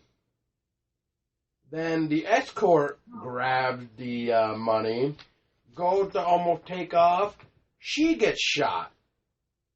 The pimp that you saw at the very beginning of the episode, he killed her and grabbed the money. And then he got into the vehicle with his very own radio that had the same voice. And that was pretty much the end of that episode. So now I'm gonna fill you guys in on the last the last three, I think it was. Yeah, the last three. There's 3 more of these things? Good Oh my Lord. God, yeah. So, just to cut it short, because like I said, I don't want to really talk about Creepshow 3 that much because it was garbage. We don't need to go into any more further details. But, so, the other tale is pretty much like a murderous call girl. So this girl goes around and fucks and kills anybody, pretty much. She's like a prostitute that just goes around and kills people and just take whatever. But, anyway, the person who is playing the prostitute, her name is actually, maybe you're good with names better than I am. Camille Lacey. Yeah, Camille Lacey played this murderous prostitute girl. But at the time that this was going on, you hear a radio talking about like this girl, meaning her, like going around killing people. They were calling her like the Chicago Killer or some shit. That's being broadcast through like the radio or police scanner or whatever. And then it goes to this guy calling her to come over to his place because he wants to have a good time, blah, blah, blah. So anyway, not only is she like known as a killer, but she's kind of prepared because she has knives in her goddamn glove compartment. So every time she goes to her job, I'm gonna say, she's got a knife ready. The weirdest thing though that I found weird is this boy is acting, the boy who is called the murderous prostitute girl. When they're there talking for the first time, they're talking about how he never had sex before and blah blah blah, and she was mentioning that his family was on vacation, so that he had the place to himself. So at one point, they actually, when they're going upstairs to do the naughty, in the living room, I want to say living room, some type of room, but you actually see like 3 bodies hanging on the wall, all bloody. So that boy actually killed his family. And, yeah. So, and then they're upstairs, and the guy's just like, oh, handcuff me to the bed and blindfold me. So the prostitute girl there, Lacey, she, does what he says, handcuffs them to the bed and blindfolds them. So then they're like, she's getting all like, trying to take off his clothes, blah, blah, blah, and whatever, and then she pulls out her knife and kills the boy. And, as as she was kind of like killing him, she was kind of like commenting like it just like kind of like it was a whole like is this kinky enough for you kind of thing deal because of the way they were talking. Talking dirty to him. Talking dirty, yeah. But so then after she kills him, she's taking a shower now in his place, that the boy that she just killed. And after this shower, she's starting to hear her name, Rachel. Rachel.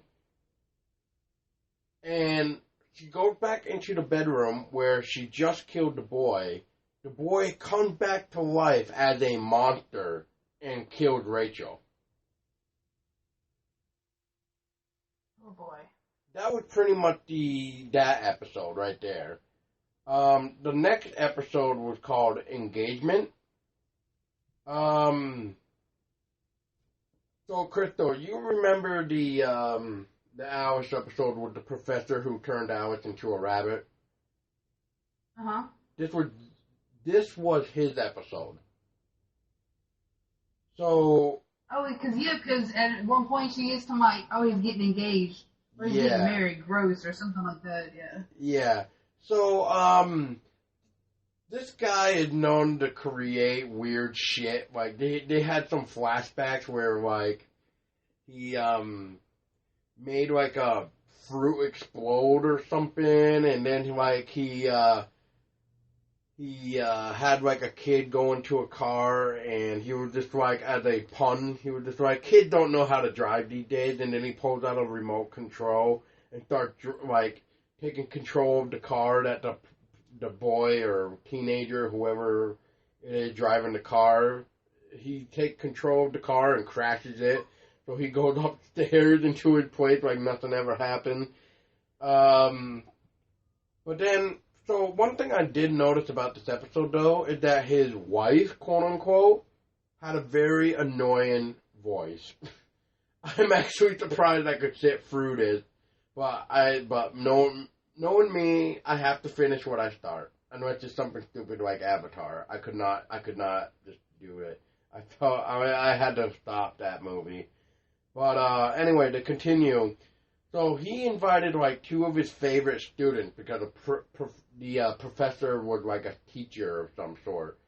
But anyway, so as they're there, the professor is talking about like a latest experiment that he's done, and the two teenagers are like, "Wait a minute, what if the wife is the new invention? Did he make like a perfect wife, like a perfect lady?" So then they get this bright idea that they're gonna try to find her off button.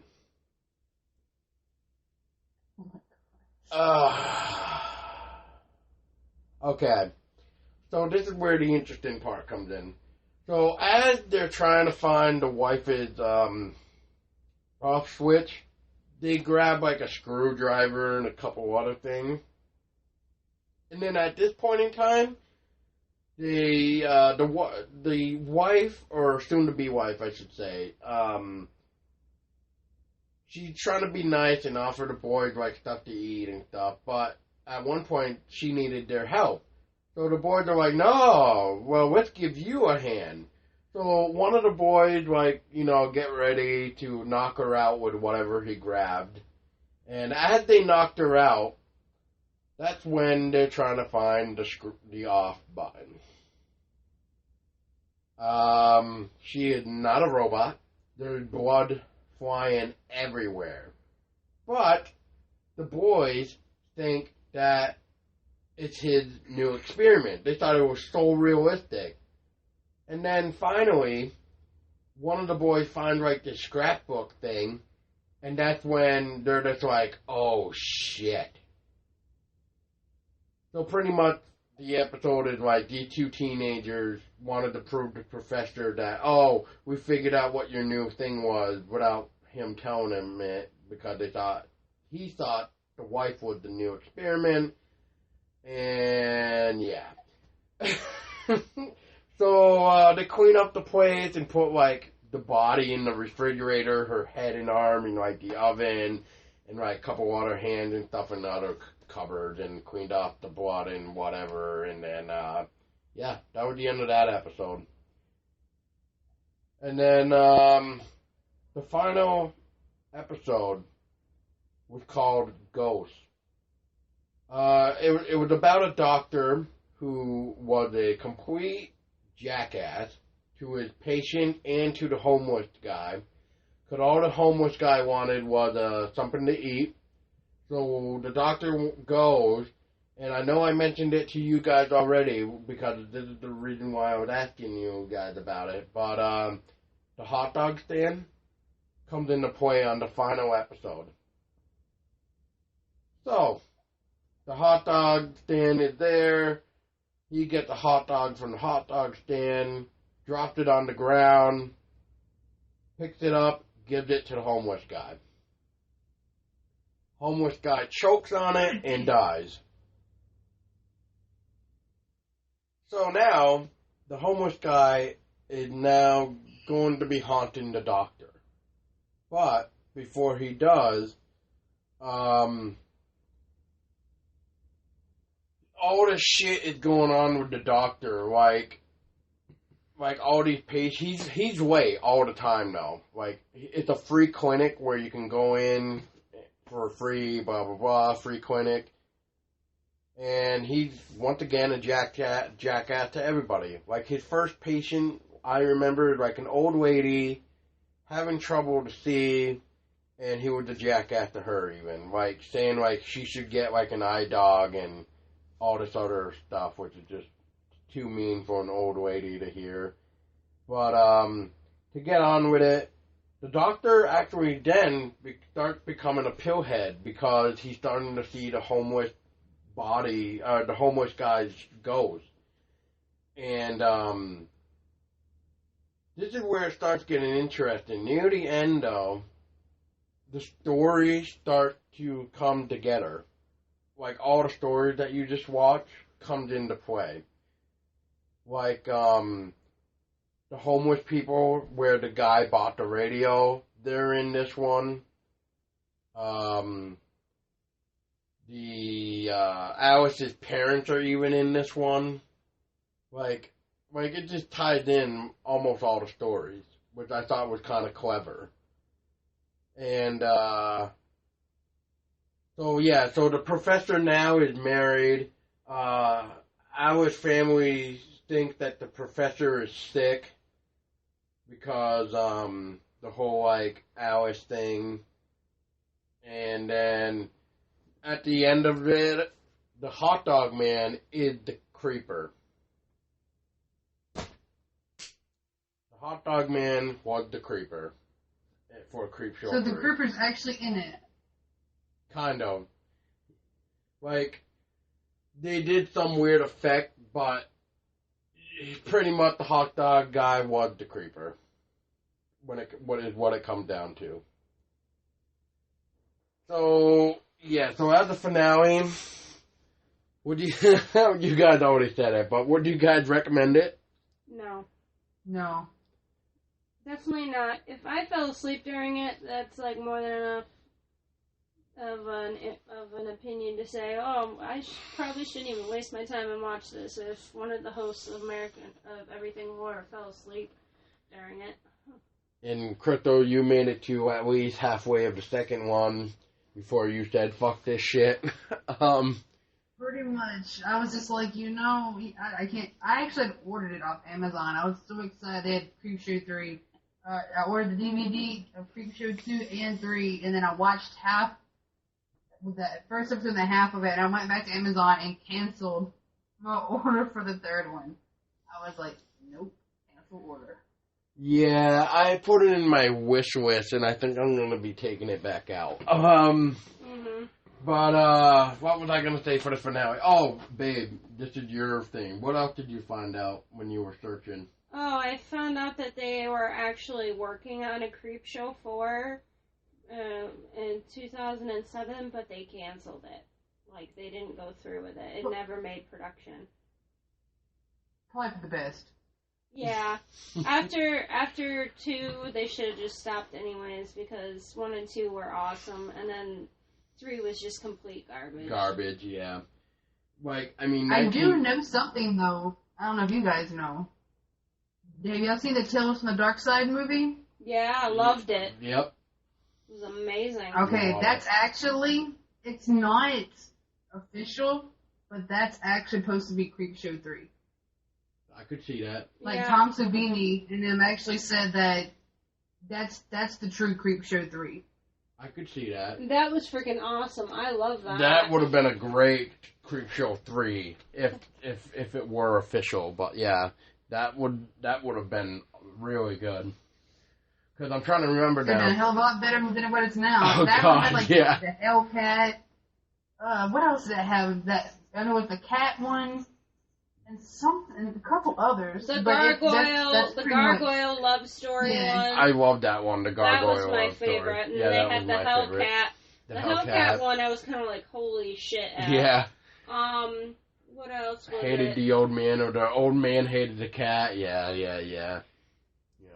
Yeah, what the hell else was there? There was another one, too. There was also the one where it was like the tail within the tail with the boy with the witch. Oh, yeah. Another one we're going to have to rewatch, and then we'll have to talk about it. Yeah, we will have to talk about the Tales from the Dark Side movie and the series, because we love them both. Yeah, we actually need to get back onto the series. Yeah, we need to continue on with it, because I know we started watching the second season or whatever? Yeah, the second season. Yeah.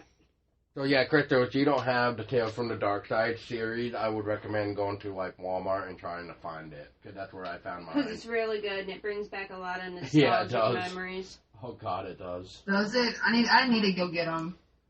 Oh yeah. If you don't, order them off Amazon or something.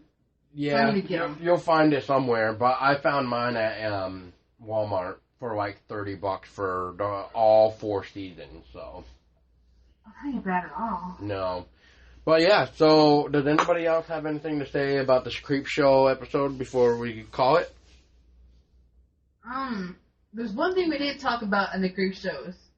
We talked about all the stories, but we forgot 2 stories that were epilogues. The voodoo doll from the first one, Oh, yep. and the Venus flytrap from the second one. Yes. Yeah, I thought those were pretty clever. I liked, I like. Go ahead. Oh no, I like the voodoo doll one. I mean, Yeah. I like both of them. There were stories within the stories. Yeah, Yeah. they were clever, and I liked how they had the Billy and I forget the other kid's name. I think maybe both their names were Billy. I'm not sure, but anyways, like how they portrayed like them getting revenge on their bullies, for lack of a better word. Oh, yeah. You know. Brings them to the fucking fly trap, quote unquote. Yeah, Billy brings his bullies to the abandoned area, no trespassing area where the Venus flytraps are. And the little boy actually gets the voodoo doll ordered and continues stabbing his dad in the neck. The voodoo doll of his dad in the neck, killing him. Yeah, because he took a piece of his dad's shirt and put it on the doll and Yep. enchanted it to be his dad and kept stabbing it and stabbing it. I thought That's what made Creepshow so great. Yeah, I did really enjoy those.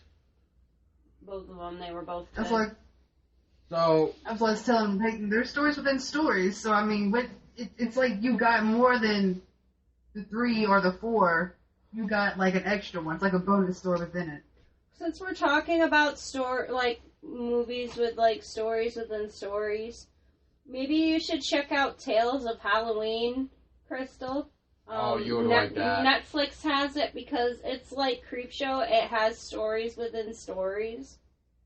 kind of like if you've ever seen Trick or Treat. Yeah, Trick or Treat with Sam. I have seen Trick or Treat. Yeah, it's like that with Then like you would Sam. like Tales of Halloween then. Yeah, because it's like that. It's like the same concept. Yep. I'll have to go check it out. It's on Netflix. It's Yeah, on it's on Netflix. Netflix. It's called Tales of I'm Halloween. gonna have to watch it tonight. Yeah, definitely worth and let watch. let us know what you think about it, because Paul thought it was kind of neat, because I watched it first and then I showed it to, and then I rewatched it with him. Yeah, and then this one here, she'd never heard of Trick or Treat before, Crystal, so one night I sat her down and I watched it. We watched it, and she's just like, "This is great," and I'm like, "Yeah." I was like, I love this. I love it so Trick or much. Treat. It's so great, and I was like thinking like all the way through it. I was like, I want to Can we adopt Sam? I was like, can we adopt Sam? He's so precious. Can Sam be our son, because he's so freaking adorable? And he loves Halloween just as much as we do. Yeah. But I would totally adopt Sam. yeah, oh God, who wouldn't? But Cute little jack-o'-lantern little boy. so to finish this up, since we talked about the stories and now the story within a story, so the last thing I have to ask is, what did you guys think of the Creeper himself? Like, with the first time seeing him through the Creepshow, what did you think of him? Especially his laugh. I thought he was a cool concept. I loved his laugh. Like, with certain, like, iconic horror emblems or whatever, you got the creeper from Creepshow, and you've got you got the Crypt Keeper from Tales from the Crypt, and I loved his laugh. But we'll have a whole another episode of nothing but Tales from the Crypt. But yeah, things like that, they're iconic, and I really like the concept of the creeper. Crystal? I love the Creeper. Then again, I like the Crypt Keeper too. I mean, they're like cousins, like related in a way. Like I can see them just hanging around together. Yeah. So I mean, like Tessa said, I mean, they're iconic. Without them, it wouldn't be Tales from the Crypt. It wouldn't be Creepshow. I mean, they're the mascots. That's who you expect to see when you watch these films, and especially like, you know, when the creeper's like in the window in the first one, and he's like waving, and like the little boy's smiling at him. Yep. I mean, it's awesome. I mean, a lot of people will be like, that's weird, but I'm like, that's freaking cool. I loved it, especially it was a comic book page-like thing, so it was really, I really enjoyed it. I mean, like I said, without them, they wouldn't be what they are. Without those two guys in each their aspects of what they're a part of. Which, I might be getting confused, but, with between the shows right now, but I think I saw something on Amazon. It was either Tales from the Dark Side or Tales from the Crypt. They were going to bring out like a new type of collection. You remember I showed you that on Amazon? It was coming out like this month or some shit. I remember it a little bit, yes. I'm going to have to try to You're find it on going to have to re-look it up. Yeah, and then I'll have to post up the link in this podcast description to show everybody what I'm trying to think of right now. Mm-hmm. But, yeah, I mean, I like you guys already said, he's an icon. Like, when you go to watch Creepshow, you expect to see the Creepshow, just like you expect to see the Crypt Keeper when you see Tales from the Crypt. Kind of like when you go see, like, Friday the 13th or Halloween, you're looking for those iconic villains. Yeah, you're looking for Michael Myers, and you're looking for Jason Voorhees. Just like you're looking like for Nightmare Freddy. on Elm Street, you're looking for Freddy Krueger, Pinhead. and Child's Play for Chucky, and, you know, Pinhead for Hellraiser. You expect to see those icons, those mascots, as Crystal called them. And if you don't see them, They're not it. Those movies. No. Yeah, exactly. Exactly. But, yeah, so that wraps it up. We are at 2 hours and 28 minutes talking about Creepshow. What? This is our second longest, I believe, episode yet. So, amazing, guys. Amazing. Crystal, I want to thank you very much for being a part of our podcast, another one of our podcasts. We really enjoy having you on here with us. You're always welcome on our shows, pleasure. Crystal. We were really you glad know, to you have guys you. always want me here. I'll always come. You know, I don't mind coming and talking to you guys about horror. This is my life.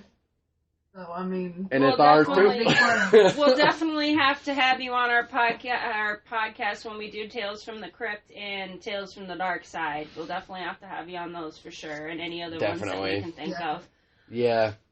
Just start, this is what we'll have you do, Crystal. To start, like... Make a list. Make a list of shit that like you would... horror-related. Just start making of stuff that you would, and then like... just send us, like, a screenshot, and then we'll compare notes. And then we'll compare notes, and then we'll be like, okay, so we need to figure out a schedule for Crystal with this one, and this one. Okay, got it.